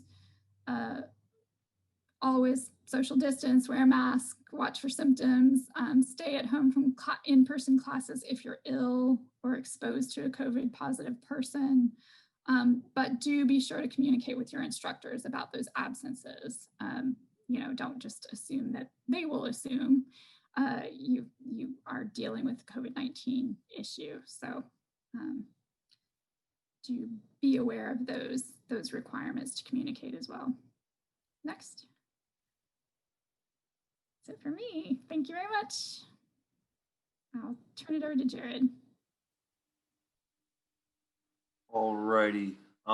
Hey everyone, I'm Jared. I'm one of the F1 advisors here, and today I'm going to be talking to you all about academic resources and success. Let's see if I can start moving things. Okay, looks like we're good to go. Oh yeah, next slide. Thanks, Quinn. Okay, so course registration. That's the first part that we want to cover here. For those, and we have a sort of mixture of students in here. Some of you have already been enrolled at FSU for either fall, summer, whatever it was, and some of you are going to be enrolling for the first time. For those of you that are enrolling for the first time, registration opens up tomorrow. And that'll go from December 16th to January 11th. For those of you who are continuing here, I believe the window closed, but it's going to open back up again, just in case you haven't added anything to your schedule yet. The important date here is January 5th in terms of registration. All of you want to make sure that you have at least one class on your schedule by January the 5th. And that's very important, because if you're not enrolled in one class by January the 5th, well, then the next day at midnight, that's when late registration would start. So if you have 0 classes, you're going to have to pay the late registration fee, and that would run from January 6th to January 11th. So just make sure that you all, every single one of you, get into that one class between now and January 5th. In terms of participation, you must attend the first meeting of each class, or you may lose your place in the class. So your professor should make that clear to you, what the attendance policy will be for that first day of class. And we are all, and I didn't put this on here, but yes, we are all online until the Martin Luther King holiday, which I believe is what, January the 19th. So it'll be online participation of some kind. I think I have that date correct. Next slide, please, Quinn. Thank you. So tuition and fee payments, and this is talking about campus housing, insurance, FSU card replacement, etc. So to pay your wire fee or your wire transfer fee online for the University Center A is where Student Business Services is. That's where the office is located, next to the football stadium. It's in that area.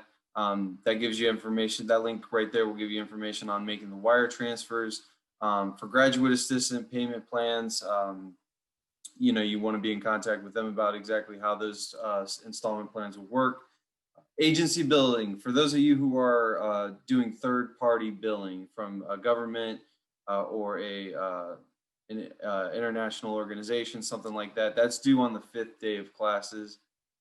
You'd want to get in contact with them if you haven't already about filling out those forms. And so our semester starts in the middle of the week. The 5th day of class is Tuesday, January 12th. So you'd want to have that in by then.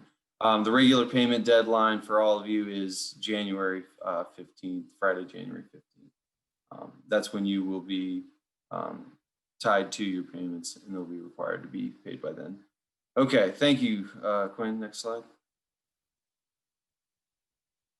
Okay, so other things to think about: Student Business Services is no longer accepting cash as a payment option for students or other account holders. So if you're somebody planning on paying by cash, let us know. We'll direct you to who you need to be in contact with that. Payment by electronic check, that does not carry any additional service fees. So that's a good way of doing it. And then there's also been Dropbox locations between Towers A1 and A2 over there by the football stadium. I'm not sure if that's still there for the spring semester, but that we can check on that and see if that's also an option that's available to you as well. Okay. Next slide. Okay, and a little bit about classroom culture in the U.S. Some of you, I guess about most of you, except for a few of you, this will be a new experience for you. And depending on what kinds of classes you're in, it could vary in sizes. You're all graduate students, so they'll probably be smaller. You probably won't see anything that's 200 students. Somewhere in the teens is when I was doing my graduate program, you'd see 12, 13 students in a class. So it all really depends on your program and how many students are in it. But and for those of you who aren't aware, what the syllabus is like the most important document in all of your classes. So at the very beginning of the class, you're going to get the syllabus from your professor, and it's basically going to outline everything throughout the entire semester. What's expected of you, what you need to read, what you're going to be graded on, when those dates are that you're going to be taking tests, exams, things like that, when papers are due. So it's all pretty much laid out there right in front of you when you begin the class. And if you've already enrolled in class, you might be able to go to the Canvas page, the FSU Canvas page, and you may already be able to access your syllabus for some of the courses. You could get a head start on maybe what you need to do to prepare for spring. In terms of teaching styles, here in the U.S., it's a very student-centered model of learning. Negotiations, classroom discussions, partner work, projects that you work with other people, and those kinds of ongoing interactions. So they do want you to talk. They do want you to share your opinion, and it contributes to everyone's overall learning experience. Your perspective matters. In interactions with professors, let them know what's giving you trouble. Let them know what you need from them to make it easier on you in terms of grasping everything you're learning. Like I said, presentations, group work, those are things you'll be seeing a lot of. So definitely speak up when you can. Okay, next slide. Okay, religious holiday observances. Okay, so for spring 2021, if you know that you have a religious holiday coming up during the semester, and it's gonna you won't be able to attend a class for that, let your professor know plenty of time in advance. They say that you need to let them know at least 2 weeks in advance. I would say just go ahead and let them know at the beginning of the semester, and they will honor that for you. To be excused and let you participate in your religious holiday. So the only advice I would say there is just give them plenty of time notice, and it shouldn't be an issue at all. Next slide. Okay, so academic integrity and plagiarism. So we're talking about the academic honor policy here at FSU, and so there are certain things that are considered violations of that academic honor policy, such as plagiarism, cheating, unauthorized group work where maybe you were participating with other people on something that was individual, fabrication and falsification and misrepresentation of data. So you're improperly, I guess, giving misinformation on those things. Multiple submissions. So you cannot you can't write a really good paper for one class and then use that paper for another class, use that same paper without changing it. That's considered multiple submissions. That would get you in trouble as well. So be wary of that. Abuse of academic materials, so misuse of materials, complicity in academic dishonesty, cheating, lying, those sorts of things. It's not limited to just any one of those things. You just want to be careful that you're, that you're not violating any of these rules. Okay, next slide.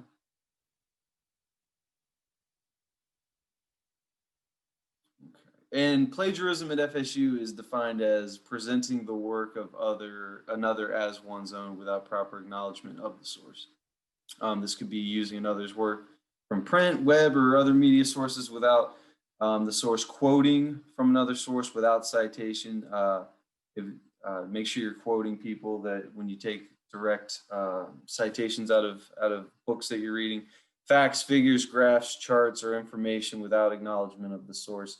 The one that I tell people is that if you're writing a paper and you say that the population of Russia is 240 million or whatever it is, you did not go to Russia yourself and count every single person, so you need to cite that. So pretty much, if you're not sure about whether or not you need to cite it, go ahead and cite it. That's a good rule of thumb. Next slide. Okay, and so they can actually keep track of what you're writing and how well you're citing your sources. So cite as you write, be familiar with the styles, whether it be APA or MLA, depending on the field you're in. You'll use a certain citing format, and that will probably be clear on the syllabus as well, which preferred citation format that your professor chooses and what your overall department will choose. Professors do utilize online platforms. This Turnitin here to verify original content as your work. So whenever you write a paper and submit it, they can actually use this resource to see with a percentage exactly how original your work is. So if you're plagiarizing a lot, it will show up in that system. And keep all of this in mind because violations of FSU academic honor policy, especially plagiarism, can have academic consequences, and then the academic consequences can transfer over to visa status consequences. Next slide. Okay, so extra resources, the Strozier Library resources. We have a couple things there that are very helpful. The Reading and Writing Center, which helps with individual instruction and composition, one-on-one reading and tutoring, and small group workshops. They are completely online right now. They're closed at the moment, but they'll be reopening on January 13th, and you can schedule an appointment using that link. And then there are some tutoring sources available for you as well, and those are being conducted on Zoom as well. Next slide. Okay, so you all are graduate students, so the one at the top, ACE, doesn't really apply to you. But I guess the important part here is that FSU Libraries is really good at getting you the information that you need. If a lot of times when you're doing research or trying to find online articles from research journals, sometimes you run into trouble actually being able to open up those articles that you're trying to find online, even if you're using FSU's system. So if you have any trouble pulling up an article or something that you need to help you with your resources for something you're doing, reach out to them. They will get you that article. They will get you that resource that you need to access.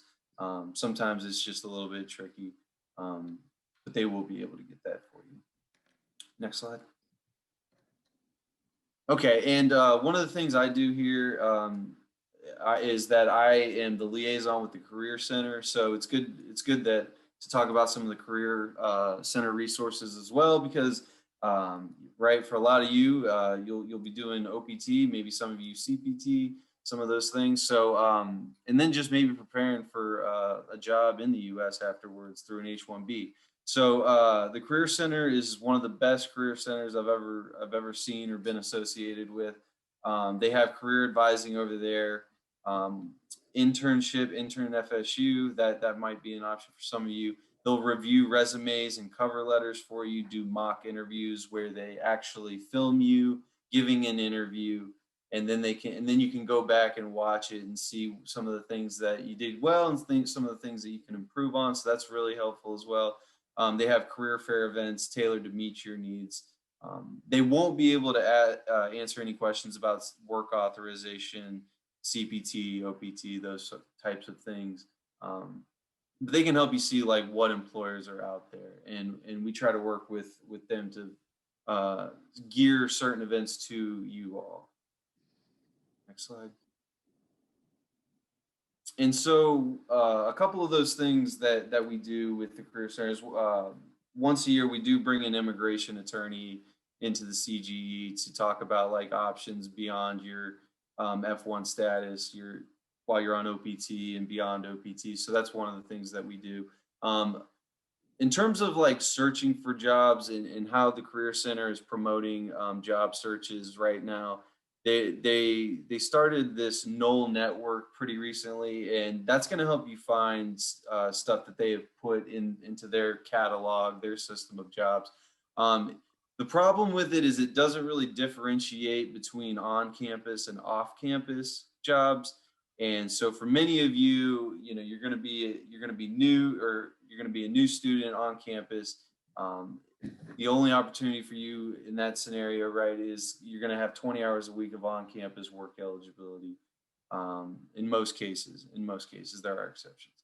But so this would be something that you could utilize as you're coming to camp. Maybe you don't have an assistantship and you're just trying to find something temporary while you're trying to figure out what's next. The part-time job fair is coming up, and I have that right there, January 14th, and that will be through the NOLE network. We have, there's registration for that event there. That might be a good place for some of you to get started. And then in the meantime, you could look at the NOLE network, see how it works, see what kind of on-campus opportunities are available, and then just kind of build from there. I made the note at the bottom to be mindful of your employment eligibility as an F1 student, because, and Betty's going to go into a little bit of that in just a minute, but make sure you are authorized for the work that you try to take part in. Next slide. Okay, and just more general information, wearing masks. Kristen already mentioned this, in buildings, classrooms, etc. That is expected of you. Spring break has been canceled for spring 2021. They're going to end, the classes themselves will end 1 week early on Friday, April 16th, but a lot of you will probably still be, the official end of the semester is April 24th. So a lot of you probably will be taking exams or finishing up papers in that period in between. So you're probably not completely finished by April 16th. And Laura had already mentioned this. I'll bring it up again. Virtual FSU. Again, that's a great resource to sort of get that on-campus sort of vibe without actually having to physically appear on campus. Next slide. And that's it for me. Thank you all and welcome. Okay, so by now we probably are a little bit tired, so let's all stretch out a little bit. And yeah, Tanya is stretching out. It's quite a bit of information we've given you so far. And when I've done orientations in the past with many students, I would tell them, if you just got 50 to 60% of what we have to tell you, then we're okay. you know, we're going to be with you every step of the way. But anyway, I think it's a good segue from academics to immigration. Immigration is such an important part of your of your state, and we're going to help you maintain that F1 status. So we'll go to the next slide to begin. Okay, I'm Betty Jensen. I'm one of 3 immigration advisors. I handle, we go by alphabet. The alphabet range of A through H is assigned to me. My colleague, Angelique Stevens, who went on maternity leave, but she's coming back just January the 4th. And we're happy about that. She handles I through O.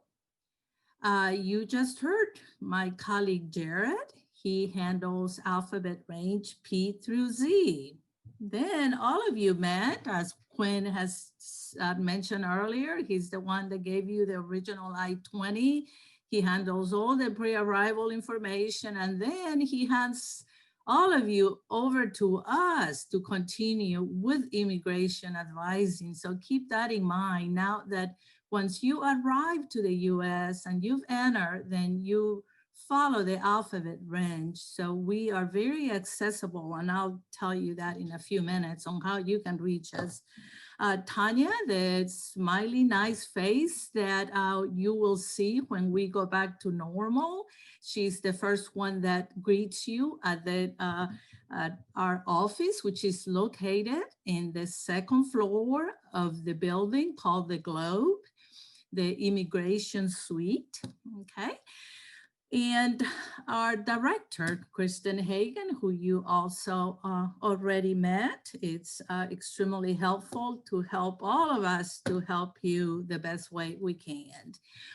We do all kinds of things at the immigration office, okay? But the first thing is that now, even now, you can reach us via Zoom in advising hours.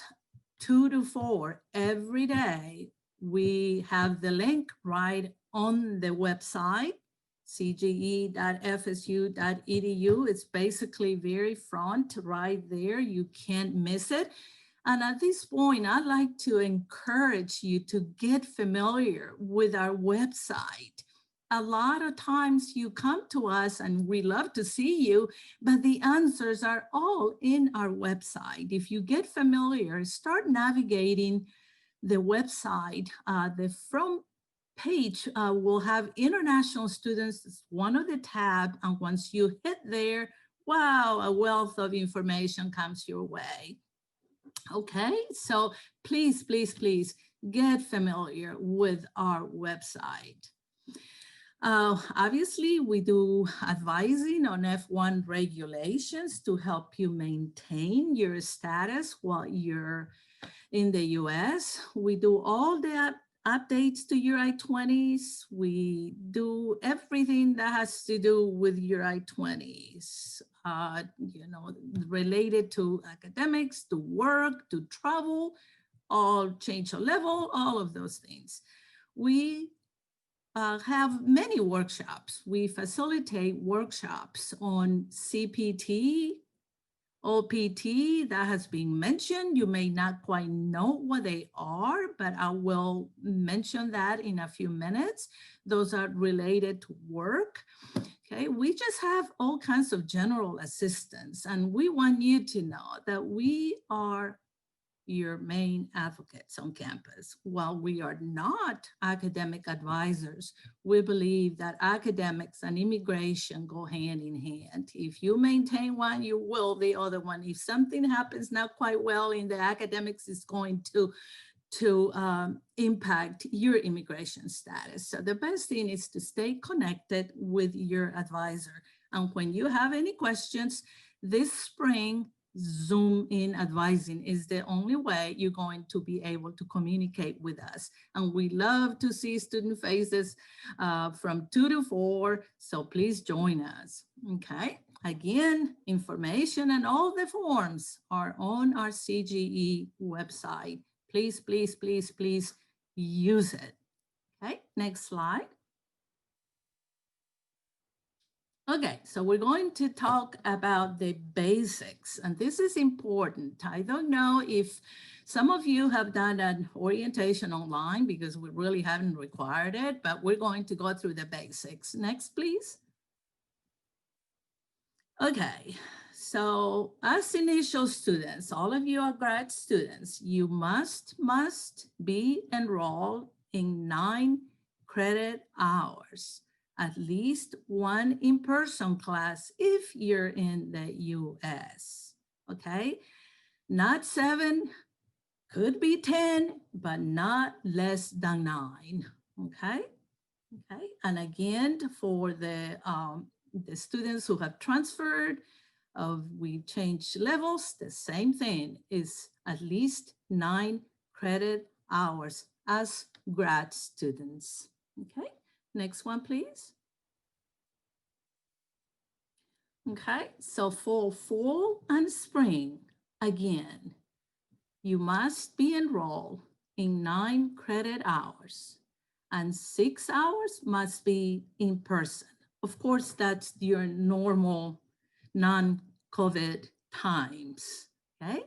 If completed 6 theses or 24 credit dissertation hours, which is going to be a little while for you, just enter into your PhD program, for example, you could take 3 hours from then on after you have finished 24 dissertation hours, 3 semesters for a while until your very, very last semester when you can then take 2. But if you're supported and funded by your department, you need to be in touch with them as well because you will need to enroll in 9 hours all the time. You are being funded, working as a TA, working as an RA, teaching classes, et cetera, okay? Again, the final term, you can only take the classes that you need. If you're a master's candidate and you only need to take 4 hours instead of 6 hours, that's all you need for your last semester, then that's all you take, okay? Again, for if in theses or dissertations, I mentioned a little earlier, only 2 is okay. Next, please. Again, make sure your academic department tells you and directs you because it is a little different if you are sponsored by, funded by your department. There are times when we just can't, you know, something is going on and either it's academic or perhaps it's health related or, you know, who knows. And this is your initial semester. So we could reduce your course load via approval, okay? Now, there are basically 2 types, academic or medical, reduce course loads that we could approve, okay? The academic, it's only for difficulty with the English language or reading requirements and familiarity with US teaching methods, improper course level placement, okay? Those things, as you can tell, might happen the first semester, but not 3 years down the road, right? So it's only allowed 1 time, okay? So we could go ahead and agreed to reduce your course load. That means giving you a new I-20 because we are going along with the immigration regulations that allows us to do that. So we could reduce approve a reduced course load if you reach your advisor, if one of these categories related to academics is happening, okay? But not if you're just so worried about a bad grade or just you didn't like the class, you didn't quite like the professor, you know, you must still have minimum of 6 hours, okay? Okay, medical. That's another way that we could approve a reduced course load. And this may happen not just during the first semester, but this may happen throughout, okay? But what we need to make sure is that we understand that we DSOs, immigration advisors, will have to have in our hands a letter from a licensed physician, clinical psychologist, definitely the MD that tells us in writing specifically that he or she is in agreement that you need to have a less than a full load. Okay, sometimes we'd like to see if it's a full, complete reduce, no classes in writing specific, not just that I'm seeing this student and he doesn't feel well and I think it's a good idea. No, this letter needs to be quite, you know, specific to what we required, okay? Limited to 12 months per level, and it's authorized 1 semester at a time. Okay, and all of this must be authorized in advance. You know, then you proceed to drop your class through the academic side. You will have 2 sides to deal with when these situations happen. The immigration sides that will give you approval or not, depending on the circumstances, and then proceed with the academic side. Sometimes it's the other way around, but talking about reduced course load, we usually, you know, approve it first before you go on and drop the actual class, okay? All the forms, again, are located under the Forms tab on the very right upper right-hand side of the website. Next slide, please. So now we're going to talk about travel, the basics for maintaining your F1 status related to travel. This is what we're doing right now, like every minute. Next slide, please. Okay, to travel, you have to have, of course, a valid passport. We want you to have a valid passport at all times while you're in the US. But the rules say at least 6 months into the future at the time of US entry. Okay, so 6 months is when once you see that 6 months is approaching, it's in good practice, you should get the passport renewed because you never know when you're going to want to leave the country on an emergency in 30 days, okay? Extensions through your country of citizenships, embassy, consulate while in the US.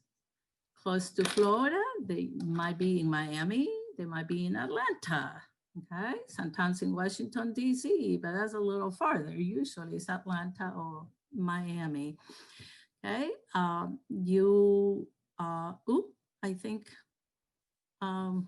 think we went too far there. Okay. Okay, so that's with your passport. Okay, with your visa, you cannot renew a visa out of the United States. I mean, out of the in the United States, you must renew a visa out of the United States. Okay, only obtained at a U.S. embassy, consulate abroad. Okay, and the visa, it's only the entry stamp once you enter to the United States, then your I-20 takes over. That's the most important document. Your visa is fine even if it expires in the United States because you enter already. If you want to leave again to re-enter, obviously you have to have a valid visa, but it is the I-20 that keeps your status going after you have entered the US. Next slide, please. Okay, all of you who have already made it to the United States already most likely have printed your I-94, correct? The ones of you who are quite still not here. We heard during the earlier breakout room meetings that some of you are coming next week, several of you, then you will be entering the United States with your visa, with your valid passport, etc. And then once you reach the US, then the next, so you will go into the website to print your I-94. Okay, that's the electronic record of entries to and departures from the US. Okay, you can retrieve that and print that, as I just said, on that website. Okay, I-94.cbp.dhs.gov. Okay, that's a very important document. Keep it in your permanent records. Okay. That gives you evidence of legal entry to US. Yeah, the visa stamp is there, but a lot of times the officer at the border doesn't stamp it as you enter it. So, you know, yeah, you have a visa, you enter, but the I-94 is the evidence of legal entry to the US. Okay, you will need your I-94 if you need a driver's license, time for employment, opening a bank account, you know, all kinds of opportunities that you will need this. So it's good to keep that in a safe place. We don't actually keep those documents in CGE. We don't keep copies of passports anymore. We don't keep copies of visas anymore because we're not supposed to for all kinds of security reasons. So it is your responsibility to keep all of these documents safely somewhere with you. Okay, once you're in the United States, the next semester you want to go home to visit family, so you must obtain a travel signature on the second page of your I-20. Right now, we're doing everything remotely. We have been approved by USCIS to do things online. Our signatures are considered original. So I don't know what's going to happen next semester when you want to leave for the summer, but normally you would go to the CGE office, the ISS suite, and Ms. Tanya right there at front will be able to sign that form, or any of us advisors will be able to sign the second page of your I-20, which that means that you are all approved and ready to go travel abroad, so that when you re-enter again, you have the travel signature on your I-20. One thing that COVID has allowed us is that the students could travel without the I-20, and we send them the I-20 via FSU Dropbox.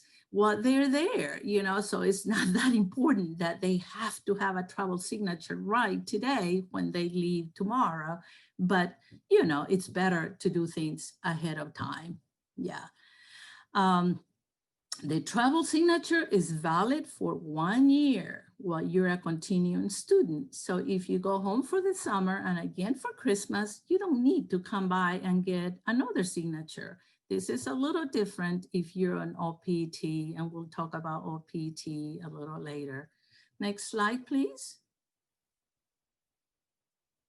Okay, so now we're going to talk about something that we're all very interested in, because we all like you to gain training and to gain experience, you know, working, utilizing what you're learning in your classes. Next slide, please. Okay, employment. Please listen up. This is very, very important. you're only authorized to work on campus without approval from us.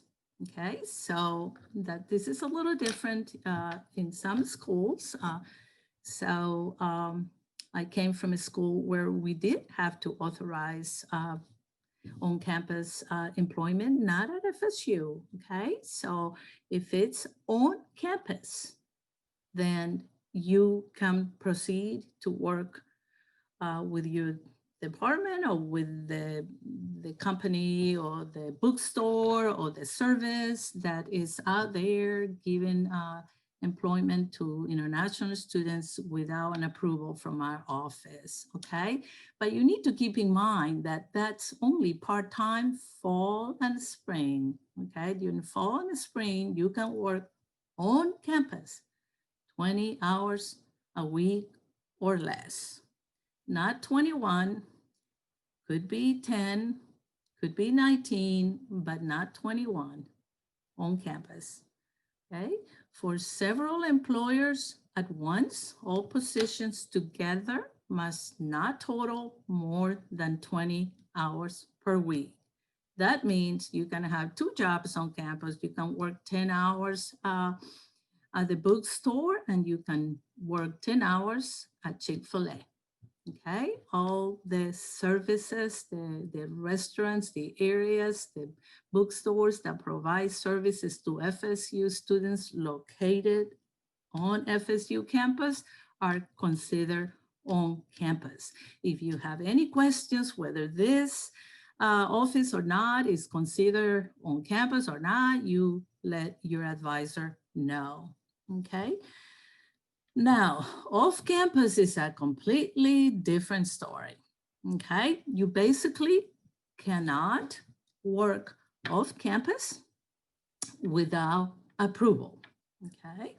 So it is restricted and we must know and authorize in advance, and you can begin until it is authorized, okay?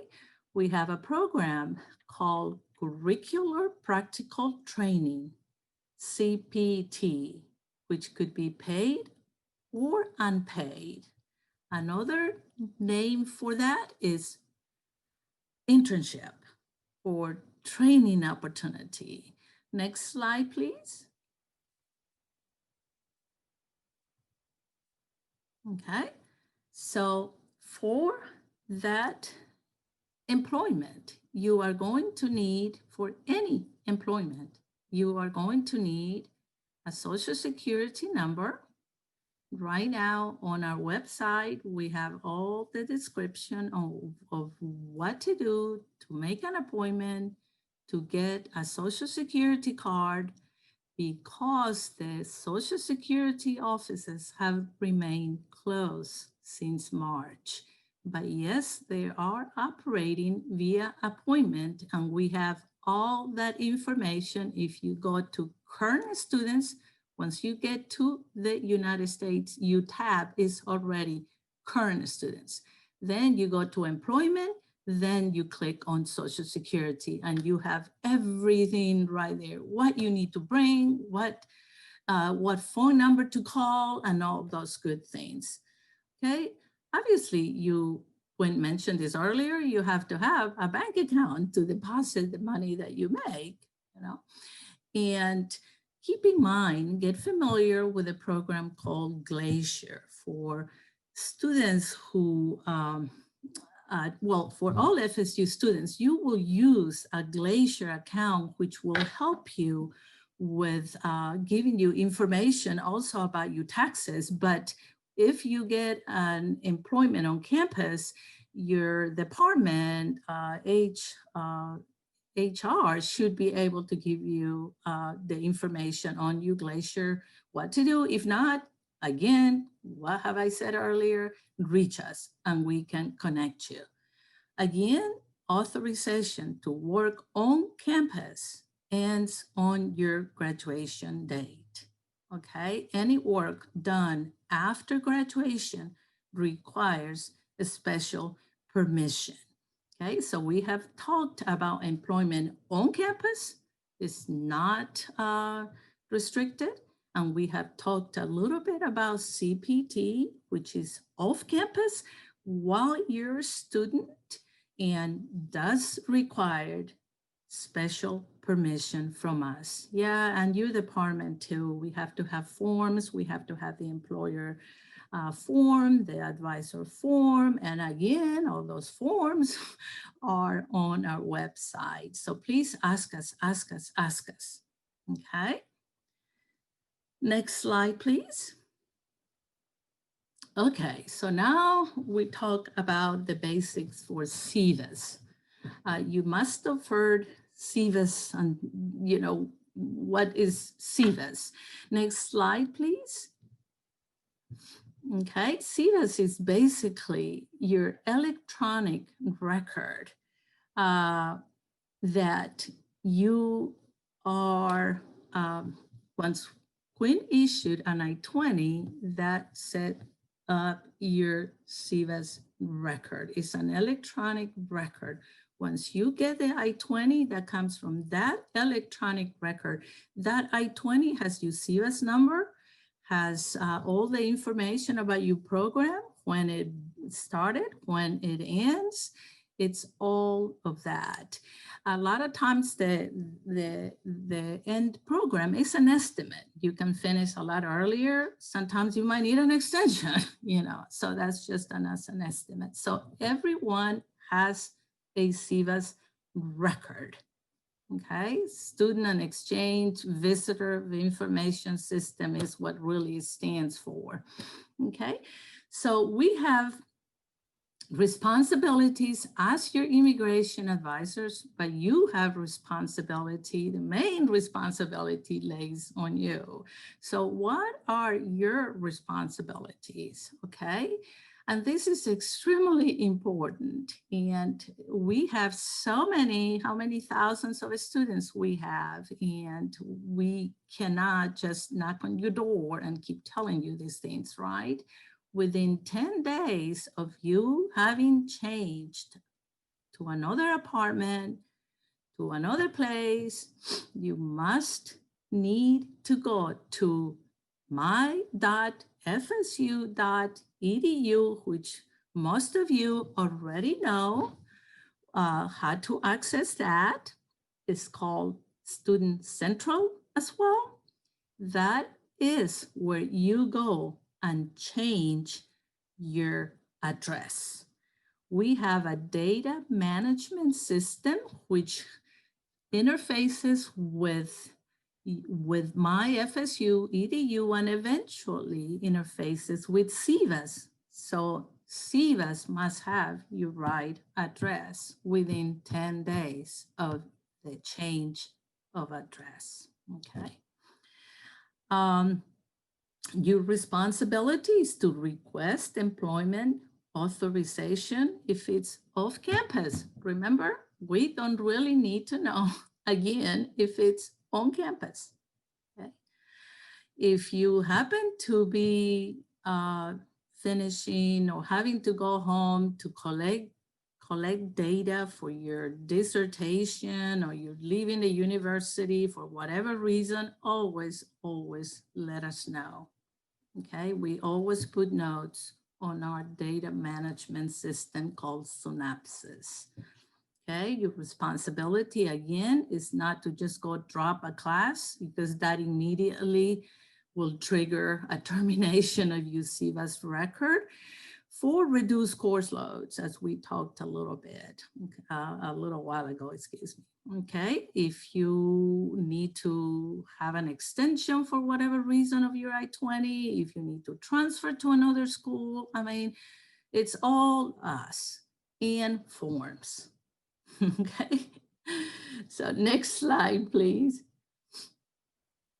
Okay, so what do we do to help you maintain your F1 status? Okay, we do help many times when, because it's so important that we have your address, in your right address in SEVIS. We're constantly, and that's Ms. Tanya, who you heard from. She's our CVS coordinator. So we listen to her and we do everything that we can. And she handles the system so well that we'll know when you have not changed your address. So we get after you, you know, or for some reason, there's something in the system that the data didn't merge. So we are constantly making sure that your address goes from MYFSU.EDU and eventually gets to Synopsys, okay? We every semester verify that you're full-time and that you're in compliance with online class limits. Of course, again, things are a little bit different with COVID, okay? We do sometimes things that we just do not like to do. We just don't like it, but if we don't hear and hear and hear, and we've emailed you many times that you don't know, terminating the record for violations such as enrollment, online classes more than you're supposed to, unauthorized employment. And believe me, we email you, so please read those emails, because many times, you know, extremely important information goes through email. It comes from CGE a lot of times, may not necessarily come from us directly, okay? We process students' requests. We do I-20 extensions. We do CPT.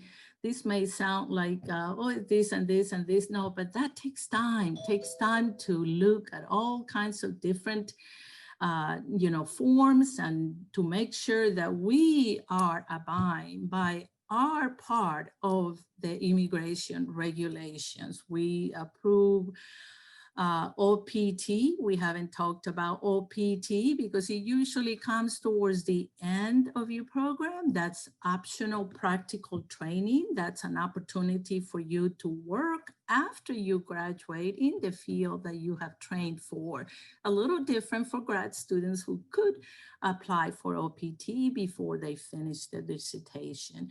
We do transfers, we do reduce course loads. I mean, we are constantly processing forms, and that is why we see students during walk-in basis or based on appointments whenever you can see us between the hours of 2 and 4. Okay, we issue I-20 for your dependents. We make sure that your dependents also have travel signatures when you leave and all those good things. We keep updating the field of study. Sometimes, again, you change your major and we sometimes don't know, the department doesn't tell us, but something is changed in the Student Central. So we are constantly trying to make sure that your I-20 and your CVAS record reflects the level, reflects the program, reflects the dates accurately, okay? So when you graduate, we will shorten the I-20 to graduation date. We are getting ready to do this with the students that just graduated last Saturday. So even though your I-20 may have a completion date of 2021, 22 for the students who just graduated, the I-20 will be shortened to this past December 12, where the grace period of 60 days will kick in. Or if they apply for OPT, then the OPT F1 status will continue. Next slide, please. Okay, so now we're going to talk about immigration regulations. I know I'm the lucky one, but first let's do something fun. We're going, and you may not have the right, I mean, you know, it's not going to be 100%, but just give it a try. Some of you have not actually done the OIS, so you haven't heard some of these things, but let's just give it a try. This is a quiz again, kind of like a poll, kind of like the one that Ms. Hagan did a little bit earlier, and then later Quinn is going to show the results. Okay, which of the following documents can expire while you are in the US without causing you to violate F1 immigration regulations? I mentioned that earlier. Which one can't do that? I think you can go ahead, if we can activate it so that you can go ahead and start filling in your poll. Okay, yeah, good. Okay, so, okay, the first question again, I repeat, which of those documents, passport, I-20, or visa, could expire while you are in the US without causing a problem? Okay. I'll go back and get the answers a little later, but I think most of you have it correct. Number 2 is, what must you do with your I-20 before traveling outside of the US? Yeah, boy, 92%. Get a travel signature on your I-20. That one happens to be the one that most of you got, and it happens to be correct. Okay.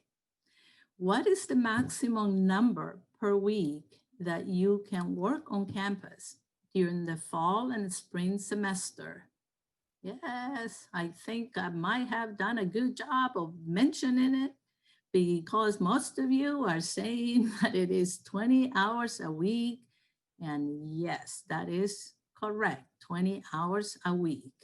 Okay. The I can't work if I don't have authorization, that is on campus. You don't have to have authorization. Okay. F1s don't have to have authorizations. J1s do. J1s. Oh, that's right, Tanya. I think I have a few J visa students here. And of course, I should have given you a bathroom break or a coffee break, because this doesn't apply to you. Thanks for the reminder, Tanya.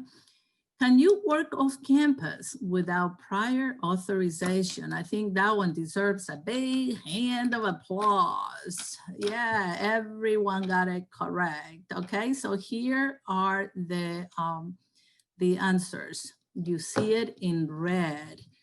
The number 1 question is your visa. The visa is the entry stamp, that one on your passport, that stamp, that's okay. You enter the country. Now the I-20 is the most important document, right? So the right answer here was your F1 visa can expire.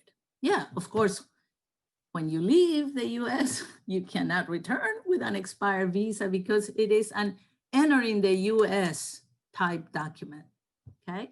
So we did fine in number 2. We mentioned that most of you got the getting a travel signature was, you don't need another I-20. Yeah, so, and I guess we could be doing we could be doing this. Okay, thank you, Quinn, whichever way. So get a travel signature on your I-20. Okay, the next slide. I just wanted to mention, What is the back? having an expired passport is going to cause you problems with employment. So be sure your passport's always valid too. Okay. Okay, the answer for the maximum number of hours, I think that's the one that I got really excited, because you all had it right. It's 20 hours on campus, okay? Okay, as many as I want, there is no maximum, that is not right. 20 hours on campus when classes are in session. I think I mentioned that during the summer, maybe it wasn't in the slide, I don't know, maybe I missed it, that during the summer, you can work more than 20 hours. You can work 40 hours, you can work full time. So that's good. Just make sure that if you are also taking classes in the summer, which is not necessarily required, that you handle working full time and taking classes, you know? Okay, so what is the next slide, please? Okay, can you work off campus without prior authorization? A big no, no, no, no, no. Okay, that immediately causes issues. Okay, working without permission is a serious violation of F1 regulations. You must receive CPT approval before starting. Okay, what was CPT? Curricular practical training, right? How long must you be enrolling classes before you might be eligible for CPT or OPT? Enroll in classes full-time, that is, okay? 2 semesters, right? Fall and spring. And this is very important because the ones of you who are abroad not have entered the US yet, unfortunately, we can't count the enrollment abroad as one of the semesters necessary to be enrolled to apply for CPT. So these are enroll in classes in the US full-time, 2 semesters, fall and spring. Summer doesn't count because summer is not a required semester for attendance according to immigration regulations, okay? So you will not be able to apply for off-campus work starting before you have completed 2 semesters that may have been completed at a previous school though, or a different degree level. So that is where it gets a little confusing, but again, we're here to make sure we get you mind clear of making any mistakes. Next slide, please. After moving to a new apartment, how many days do you have to update your address? 10 days, right? Not 60 days, that's too long. 0 days, you don't have to let MYFSU.EDU immediately. You know, we know that it takes a while to move, but more than 10 days, you've had enough, okay? Again, you need to change that address. You will keep Miss Tanya very happy if you do that at myfsu.edu. Yeah, so now I believe I let Miss Laura take over, and it was a pleasure to have you and hope to see you sometime in some form in the spring, but definitely Zoom in with me anytime between 2 and 4. Thank you, Betty. All right, everyone. I know for many of you, it's getting late into the evening, so we're just going to wrap up this presentation part of orientation, and it's going to follow with a Q&A session with our awesome advisors, where you can ask any follow-up questions about anything that you heard tonight or today or in general.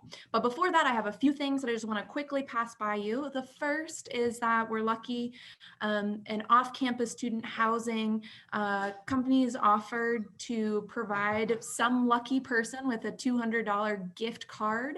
It is a raffle, so if you want to enter the chance to win this raffle, please visit the link or QR code that I have up there. I'll also make sure to send that link to the different advisor and breakout rooms, so you can have that if you don't get it right now. Just to forewarn you, they will ask you a few contact information pieces, but at any point when you're giving your email or your phone number, you can always opt out to receive information from them. So don't feel like you're forever beholden to them because you've entered into this raffle. All right, next slide, Quinn.